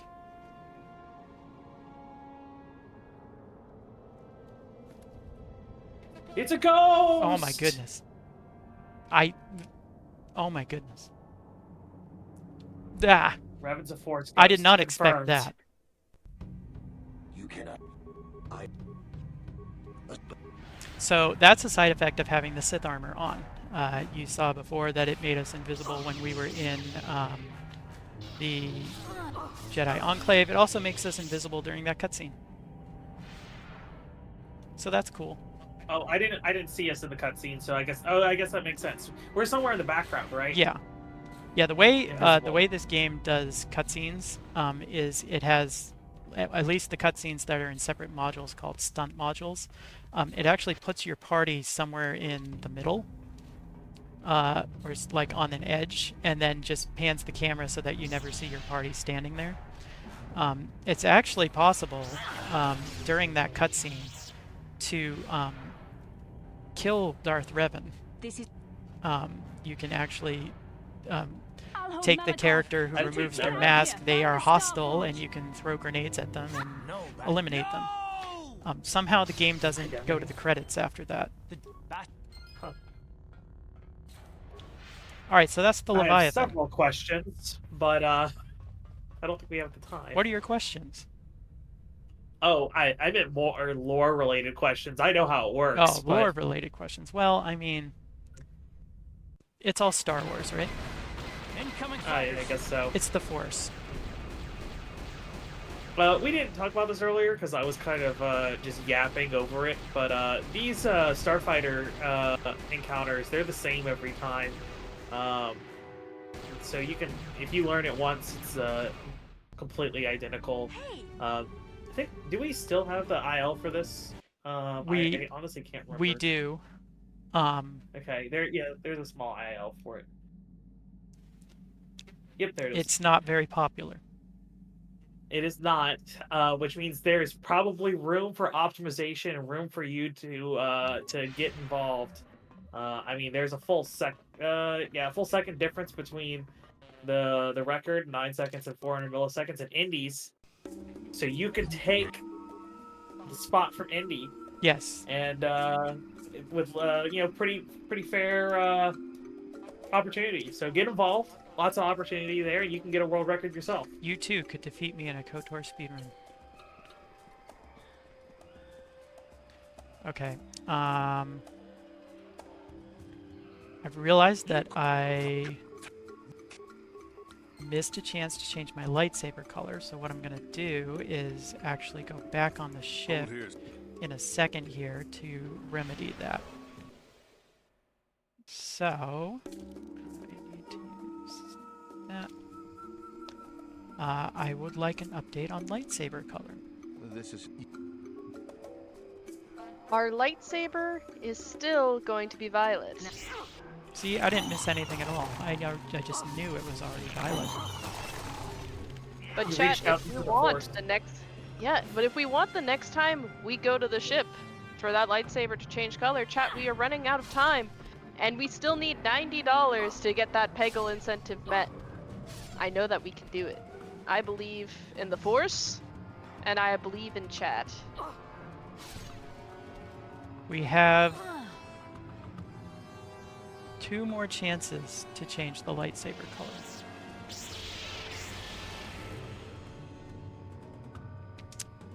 You heard Indie chat. Make sure that you donate and mark that incentive for the lightsaber color, and also mark that new target we have for Castlevania as well. It's a 3-for-1 deal. Peggle, lightsabers, glitches? Isn't there a workshop on the Starforge whenever you have to turn off the turrets? I don't think so. I thought there was a way to upgrade that special armor at the end. Could be. So the walkway out here with all the Kinrath and everything is a force jumping haven. But it's also very tricky to get good force jumps off because there's something that we call wire targeting, where the game takes a little bit to update your target when you run past a target and start attacking another one. And so if you're not careful with how you do your force jumps here, you can actually force jump backwards.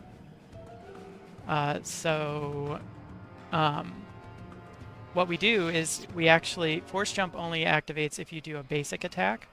So what I do when I want to force jump to something is I'll actually briefly queue up a critical strike, and then immediately cancel combat and do a force jump. And that gives the game enough time to update my target that I don't force jump backwards.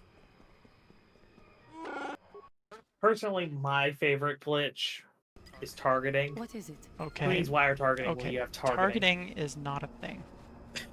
Oh, come on.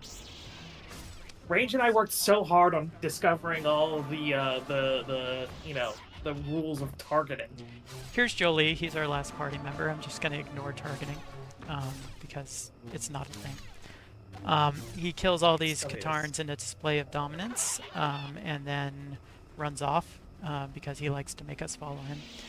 We brought Juhani along for a very specific trick that actually saves close to 25 seconds. But we don't actually need her yet, so we just kind of leave her there, just hanging out. It's very specifically Juhani because Juhani is also a Jedi Guardian, which means she has access to both force speed and force jump. We also talked to that guard to make our talk hostile. These Zerka are hunting the talk, but by making them hostile, we're able to force jump to them. And so we're able to have slightly faster movement by using the talk as, well, target practice. And so the trick we're going to do is here with Juhani, we're going to swap to her. Yes. And we're going to run her over to Jolie. Now, normally what the game does when you talk to an important NPC with a party member is swap your character with the party member. That was a backwards force jump, like I mentioned before. However, we can avoid this by talking to the NPC from a distance and then swapping to our main character. This starts the conversation without swapping your main character's position, and we get another forced party screen here, so we're able to add Jolie to our party, but actually keep our main character over near the poacher's camp so that we don't have to run all the way back from Jolie to the camp. And so that just cuts out like 20 seconds of running. And it's actually, it's a little simple thing, but it's really useful. Look, I know you're level 10, now level 11, but I can't believe you chanced the mine. Well, so Chaos is talking about a specific flash mine, which has a chance to stun you. But I have that nerve amplifier belt on, which makes me immune to mind affecting things, and that includes flash mines. So it wasn't a risk at all. And any percent unrestricted, which is the category I mainly run, you can dodge that mine, and it costs maybe 1/10 of a second to dodge it, or you can go for the mine, save 1/10 of a second for like probably like over a 50% chance of getting stunned and losing several seconds. Okay, so this is actually... it's fun to go for. This is kind of a risky strat here. We are trying to bait these Kinraths to follow me so that they're out of the way when I have to come back through here with Jolie, because Jolie will try to attack the Kinrath, and we want to just run by them. So we hit one of them and try to bait all three of them into sort of following you around that loop, and then we're going to take sort of the other half of the loop back and hope that they're far enough away that Jolie will stay with us. So you can see one lurking in the distance there. We're just going to try and ignore it. Try to run past it. And if we don't look at them, they can't hurt us. And that's not good. I think that's how the Jedi Council tried to solve their problems. Alright, so unfortunately one of them got Jolie, which means we're going to have to kill all of them. And these are, unfortunately, kind of annoying to try and take care of. I think this is also how the Jedi Council solved all their problems. With lightsabers? Well, I mean, like, they tried to ignore it, and then all of a sudden they showed up, so they had to kill all of them. I mean, it sounds exactly like the KOTOR Jedi Council that I know. They used aggressive negotiations. Yes. That's the joke, right? I believe so, yeah. I'm just saying this right now. The prequel trilogy is good. I agree. If you don't agree, you are unfortunately misled. Alright, so we've got the star map. The prequels, so it's easy. Yeah, we got the star map. We're basically ready to leave, but unfortunately, we can't use fast travel here. And in fact, you can't use fast travel anywhere on Kashyyyk except for the landing pad and the Wookiee village. And so we basically just have to run a long way in order to make it back to our ship. And it's kind of unfortunate, but it's another opportunity to do some force jumps and things like that. There's kind of a tricky part here. You actually can't talk to NPCs if you're in combat, certain NPCs. And so we always kind of get hit by the Katarn on the way past there, and we have to kind of zigzag a little bit so that when we reach the Wookiee, we're able to talk to him. Because if not, then we have to kill all those Katarns and Talks that we ran past. But that one went well. In glitch categories, we can do something called combat talking, where you can, the first couple of frames after you load into a save, then the game hasn't put you back in combat yet. So you could just get out of it. That's obviously more complicated. I don't think I've seen that before, honestly. It must be also fairly new. The exact way I do it is a little bit new, but that's been kind of a glitchless strat for a while. The other neat strat is that we're using this conversation to warp Jolie across the map to us. That way, we don't, theoretically, need to worry about Jolie getting hung up on these like Dark Jedi or Kinrath or anything. Nice. That was a little close because that Dark Jedi looked like he was going to intervene, but we managed to avoid it. And then we set our transit point in the Wookiee village before so that when we get back here, we can just do a quick transit loop and we're back on the Ebon Hawk and ready to go to the end game. We have all the star maps. It's now time to go to the Star Forge. Hey, where's Zalbar? Oh yeah, we left Zalbar on Kashyyyk. Oh. unfortunately. Well, I think he was just too slow. You are strong, child. We have another few cutscenes here, so I do need to know the I'll never lightsaber fall to the color, dark side. but it's also a good time to talk about other things. Our lightsaber is still think violet Torture will turn for you the back. time being. You are a fool. But you know what time it is right now? It's 6:30 a.m. in Tokyo. So I just wanted to say, Ohio gozaimasu, because No Glitches Allowed 2025 is proud to partner with the Japanese RTA community to offer a Japanese language restream. So if you prefer to watch the event with Japanese commentary, you can head over to twitch.tv/Japanese_restream or type !Japanese in chat. And as I was reading that, we got a $10 donation from Satan herself that says this donation is just a 1 with extra steps to 1K. Please make me suffer in Peggle chat. And Satan is coming up next. Once we finish this run, we have so little time to raise $80 more to upgrade that Peggle incentive, and make sure that you're marking our polls and our targets, because I think we have one more lightsaber color possible. We're going to do one change right after these cutscenes, and then we'll have another change about 10 minutes from then. And that's it. Alright. Chat, you know what you need to do.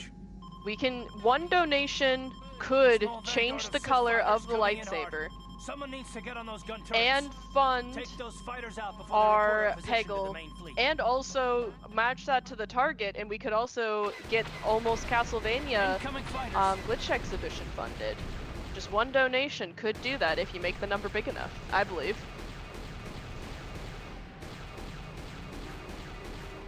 Okay, that's the last forced fighter We've got skirmish, problems. but even We've though we're also able got to shoot down all the Disrupt Sith, field. All my instruments are Karth jammed. manages We've to got crash the massive ship, overloads in all systems. so we're going to have I'm to picking up a single debark planet in on this this system. I'll try to put us unknown down planet there. Hold on. and try to This find may a be way rough off. landing. But before we do that, we will keep our violet lightsaber, because I think that's still in the lead. It is indeed. Okay, and then we're off the ship. We are immediately greeted by a party of Rakatan warriors. You're pretty obviously supposed to fight these, but it turns out that you can just kind of run past them. And we will. So, just kind of go this way. They're all designated to run to a specific spot first, so you can just kind of run past them on the other side. They'll still be here when you get back, sort of. We'll talk more about that when we come back this way. We're going to get some stims up because we're going to need to do some fighting. But we're about to visit the warrior Rakata. There are 2 camps of Rakata on this planet. There's the warrior Rakata here, who are led by someone named Keanu Reeves. I mean, the one. And the one wants us to basically kill the other Rakata and recover their ancient secrets. But it turns out it's going to be faster to tell him no, at which point he tries to kill you, and side with the elders instead. So we have another Rancor juke. We had one at the beginning of the run, now we have one at the end of the run here. We need to get to the Elder Warrior here without getting into combat, and so we kind of dodged around the Rancor that came charging out of that cage. And if you're able to talk to him before you get into combat, then you don't actually have to kill any of these. So it's a neat little trick that you can even do in glitchless. If you're doing other rule sets, there are glitches that can help you consistently skip it. And now we get to try and do as many force jump chains as we can. So basically, if you kill an enemy, you are allowed to do another combat attack right away if there's a target in range. This is called cleave. And so if we're able to do that here, we can sort of chain force jumps, and that's going to be the fastest way out of this area. But I didn't get a lot of good setups there, so we just had, like, I don't even think we had any chains. Is that like in the game it's called cleave? Yeah, Or did well, you make that up? I think that comes from Dungeons and Dragons terminology, but I'm not actually sure. Well, I would think cleave. But whatever. I'm not getting into it. I'd never heard it called cleave before. I mean, I don't think we'd ever really. Those ricotta we've done a skipped dive on what before, to call it. they just poof. They're, for whatever reason, programmed to be removed if they go too far away from the start, or if they take too long to be killed or something. So by skipping them in the right way, we're able to just avoid fighting them altogether because they just poof out of existence. Yeah, so cleave is it literally means to cut in two. So that's the terminology that is used for the ability to take another combat action immediately after obtaining a kill. And that's what allows force jump chains to work. Unfortunately, this Rancor's in my way. Go. And we'll probably have another chance to get a force jump chain inside the temple. Okay, this is the Elder Camp. We're gonna go tell them that, hey, we freed your warrior buddy, and they're gonna agree to help us get into the temple, which is sealed off by a force field that can apparently only be lifted by ancient chanting. So that's the goal now. We gotta talk to these people and then make our way back to the temple, and there will be some additional cutscenes. So this is a good time to discuss how we should try to meet that donation incentive. That's true. Chat, we're so close. For that target for Castlevania, we need $90 more. But more pressing is by the end of this run, we need $80 more so that we can upgrade the difficulty for Satan's Peggle Knights run. Our note here for the upgrade is shooting for the moon. And I personally, I think, do you think we shoot moons in this run? Have we shot a moon? Yes, but that's no moon, that's a space station. Okay. Okay, so chat. But I think it counts. Hear me out. Hear me out. What if we shot, not just, not the moon. Not just the moon, but also the moon here. I totally formulated a complete sentence there. We need $90 matched towards the Castlevania. And we only need $80, so if you want, you could put your target towards that, and that's a 2-for-1 deal. You could meet both of those at once, and we could make a little bit more progress. We have, what, maybe 5 more minutes before we have to change our lightsaber for the final time. Chat, I want a different color than violet. I love purple, but I would love to see another color. Let's make this happen. And all that money's going to Go Rescue. It's like a 4-for-1 deal. I believe. Every day the Star Forge adds more ships to our fleet. It is operating. It's a 5-for-1 deal because you'll make me happy too. The fleet is assembling. It's a 5-for-1 deal, chat. Look at that face. Donate for Indy, please. Look at that Malik face. Oh, he's missing a little bit. It's a very jaw-dropping cutscene. I'm sorry, I'm cutting back in. C-Dubs55 with an $80 donation to meet $1,000. C-Dubs coming in clutch. Said, make it yellow. I'm going to refresh. I'm going to refresh because I think that means yellow will be in the lead the next time that we change it. It is. Yellow is in the lead, but chat, you can change that. Let's just make it happen. You know, if you decided you're really attached to purple, we only need a donation, I could do math, of $13 to put Violet back in the lead. I like yellow, but I don't know, could be fun.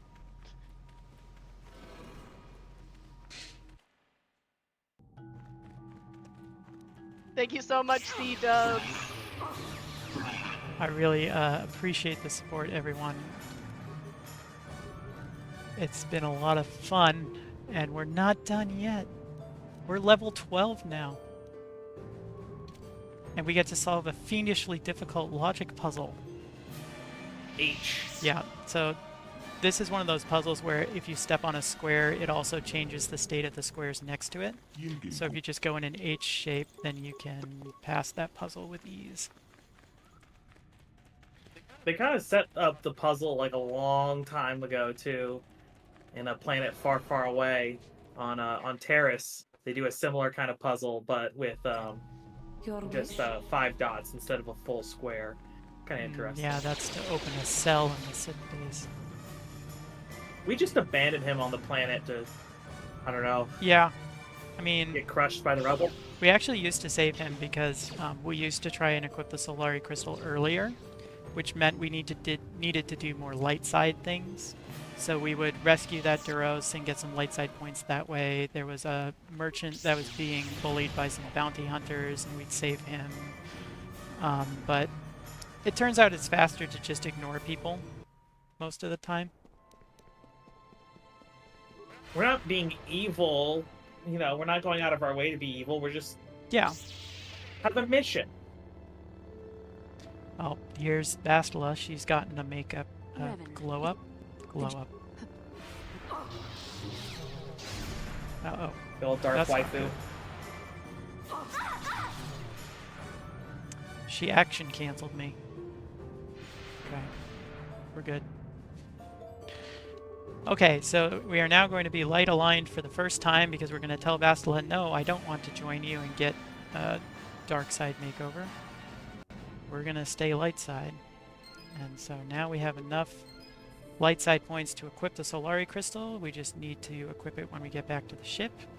And that will be also the last time we change colors. So you have 2 minutes.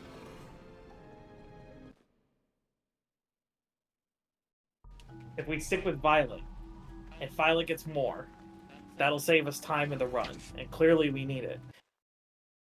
Clearly. Yes. Yes, I think it's still yellow at the moment, so. Yes, right now yellow is in the lead, but it is so, so close. So chat, it's your last chance to change the color. If you want to save some frames, we need $13 to change it back to purple. Otherwise, we're going to yellow. Are you gonna do it before or after the cutscene? I can give it an extra 2 minutes, so I'll do it after the cutscene. But you're gonna have to remind me. We've got lunch break. We've got a lunch break cutscene, so.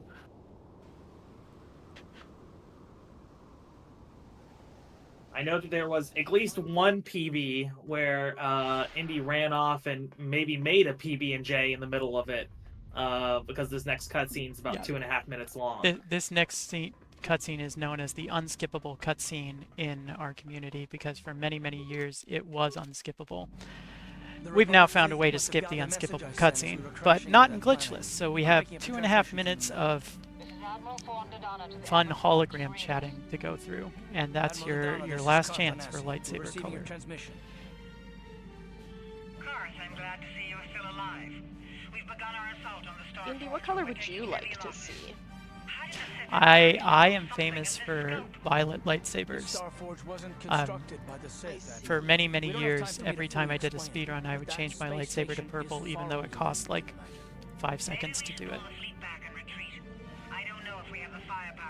So that's my favorite lightsaber color. You have time to donate right now if you wanted. I could donate right now to make it violet. And assault droids that have powered the Sith war effort. You have to destroy the Starforge now. But I do like C-Dub's $80. I kind of feel bad. Oh, but C-Dubs also spent $5 on blue, so chat, we could That's make the true. lightsaber blue. That is true. That's right. Blue coming out with the win here would be shocking. The most shocking, actually, I think, would be green. No one has donated to green yet. Poor green. She turned to the dark side and became Malak's apprentice. Yeah, we may not change it to green, but I would love at least like $1 donation towards green, just so that it doesn't feel left out. And remember, you can mark that towards our target as well, which Right now, I need to refresh my page. I believe we are $10, or no, we are still $90 away from the target for Castlevania. So, what if we made some we can mark for pole and target. So if you want to change the lightsaber back to purple, or chat, if you want to give green some love, just so that green isn't sitting there at that $0. I'd love to see it. If they can find Bastila, they may be able to distract her attention from the battle overhead. That should allow you to move your capital ships into position for a final assault on the Starforge. So we are locked into the light side ending of the game.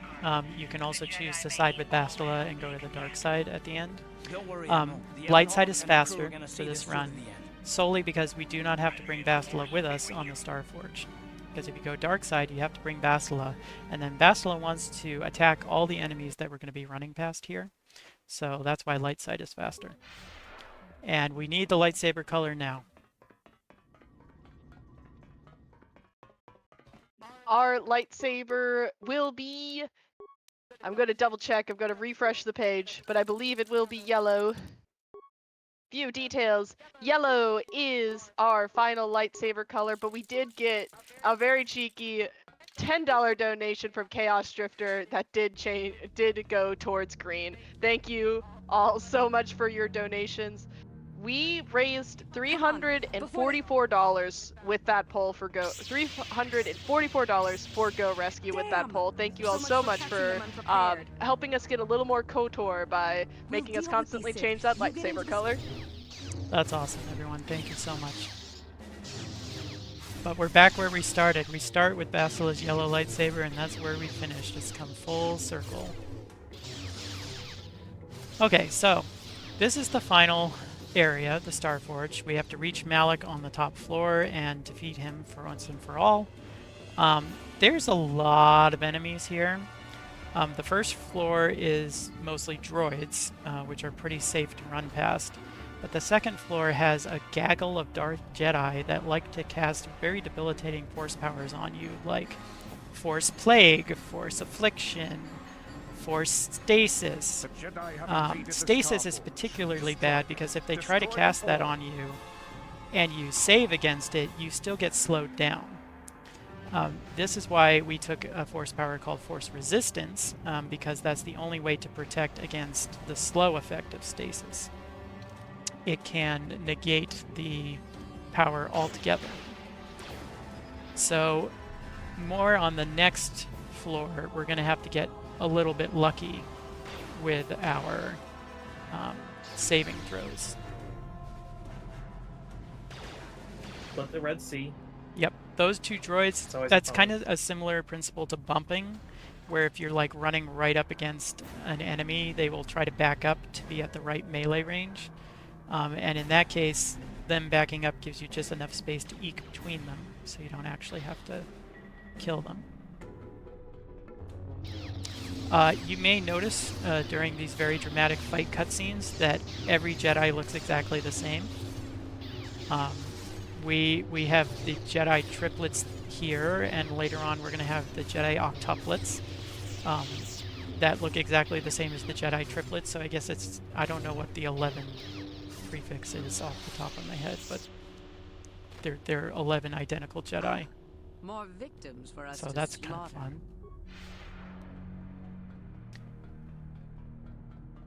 I mean, maybe just mullets were in style in this period. It's possible.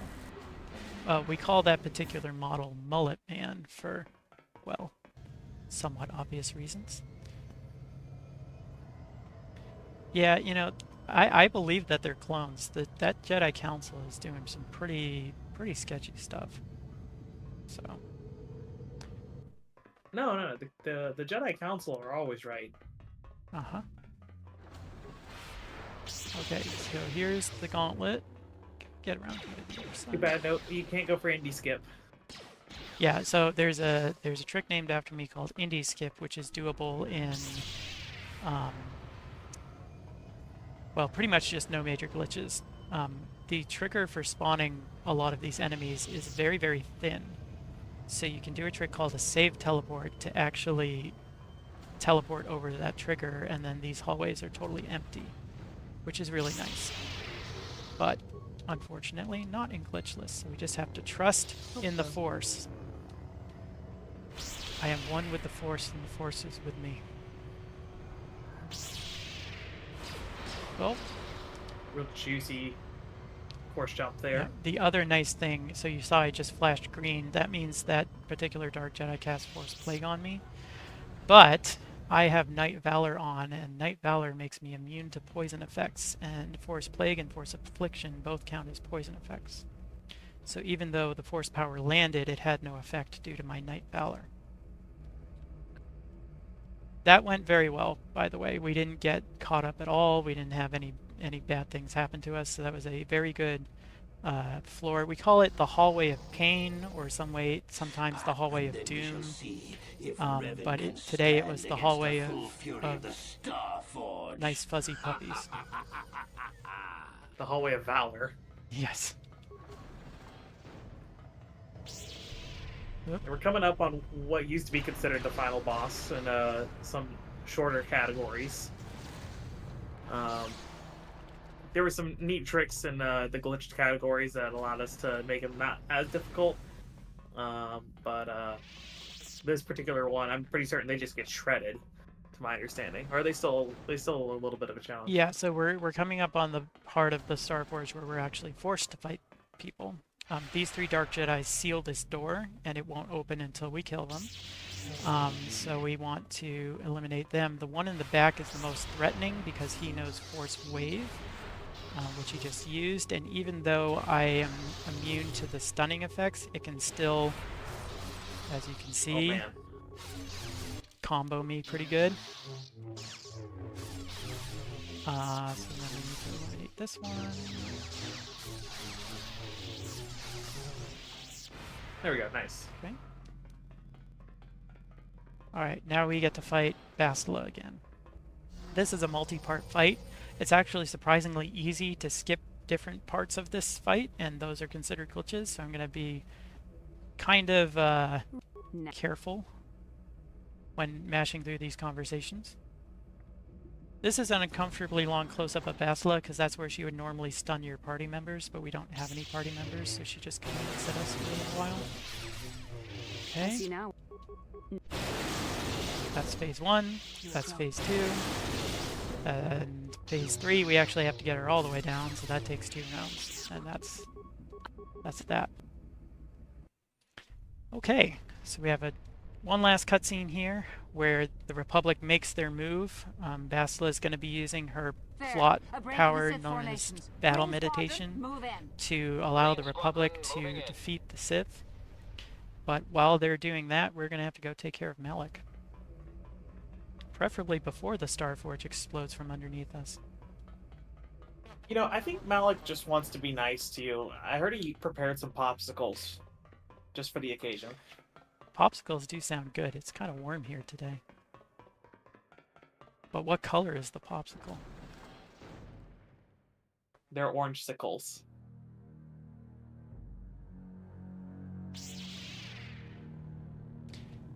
That's a surprise joke that we'll explain later. A surprise joke. Okay, so there's this whole segment here where the Malak spawns these Starforge droids to come and attack you.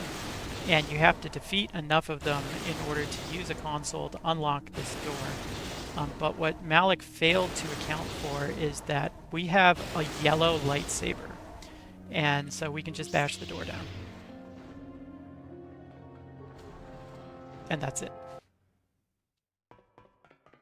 Okay, so the Malak fight is 2 phases.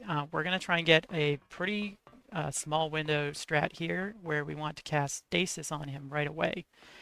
If we cast stasis on him, it will lower his defense. He always saves, but it makes him easier to hit. And then we're going to try and do some bumping, but he's actually kind of hard to bump because A, he's bigger than the standard enemy, and B, he likes to do Force Lightning, which is something that he doesn't need to move for. We got the stasis strat, so that was a pretty good first phase, and because we got it in the first phase, we canceled his Force Immunity cast, so we're able to also cast stasis at the start of the second phase. We also have a glitch active right now called fast text. KOTOR has memory leaks, and this particular memory leak makes it so that the audio associated to conversations doesn't load correctly. And so the text happens instantly instead of having to wait for us to mash to skip it. This is unavoidable. If you play KOTOR for long enough, eventually the game will stop loading background music, which you can probably hear. You can will stop hearing voices for conversations, as I just mentioned. And eventually, ooh, that was dangerous. Eventually, you will... Malik just wants you to play more KOTOR. Yeah. Okay, we're gonna have to heal up here. Have to do this. Eventually, it will also stop loading textures. And if it stops loading textures... Oh yeah. Ready, set, and... time. That's KOTOR. We are lucky that it didn't stop loading textures, because if it stops loading textures, then it crashes at the next load. So sometimes it does that during the last Malik fight. It didn't do it this time, so we're actually going to get to watch the dramatic ending. But yeah, thank you so much, everyone, for letting me join and show off one of my favorite games ever. There you are. What if for some reason you have never played KOTOR, please play KOTOR. It's a really great game. You don't have to speedrun it. Just, you know, play it nice and casual. It's a great game to watch. It's got a great story. It's just a lot of fun. So if you are interested in speedrunning, we have a great community. I'm really flabbergasted by the support they showed to me and to this this wonderful marathon here. So thank you all in the KOTOR community. I've only done this for 10 years because you make it so fun. So really, thank you so much. We did it, Vandar. And anything you want to say, Chaos? Indy, you're the GOAT. But at what You're cost, my GOAT. I mean, you've got almost every single Where is the world Ebon record Hawk in all the and her categories crew? except mine. And I genuinely don't know where this game or this speedrun would be without you in it. So I'm very thankful. And I'm thankful that you had me on for today's commentary. It was really fun. Yes. And thank you to our wonderful host. You did a fantastic job. Thank you for having me. It was super great to be able to support this run, and thank you all so much for helping us change the lightsaber and the Sith outfit. Yes, you'll notice we still have the Sith armor on, even though this cutscene is supposed to put you in a default Jedi robe. You'll also notice that Canderous still doesn't have a shirt on, because he never bothered to get dressed after the Leviathan. On behalf of the Jedi Council, defenders of the galaxy, and sworn Awesome. Well, thank you so much for your run, and chat, stick around because No Glitches Allowed 2025 will continue on very shortly. Another tale to weave Thank you, into everyone. the grand history.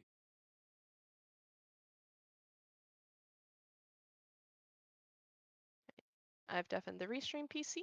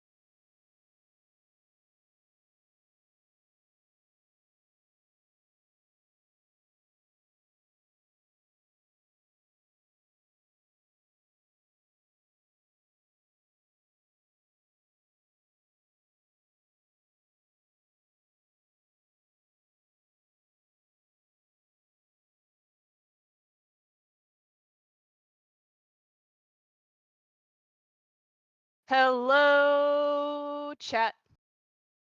Reminder that you are watching No Glitches Allowed 2025. But alas, my time here on the host mic for today is up. However, I've been told there's a really cool host coming up. I think their name is Happy by 3. Did I say that right? Oh no.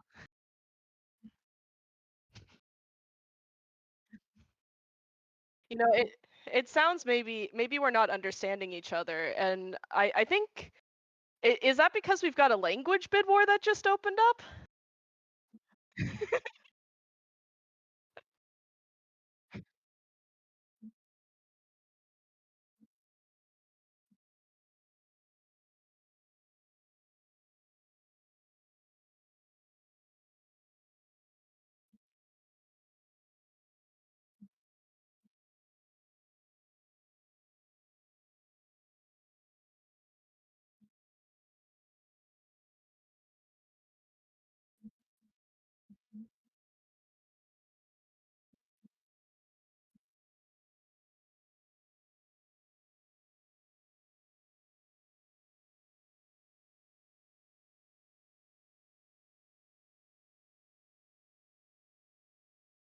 Yeah, but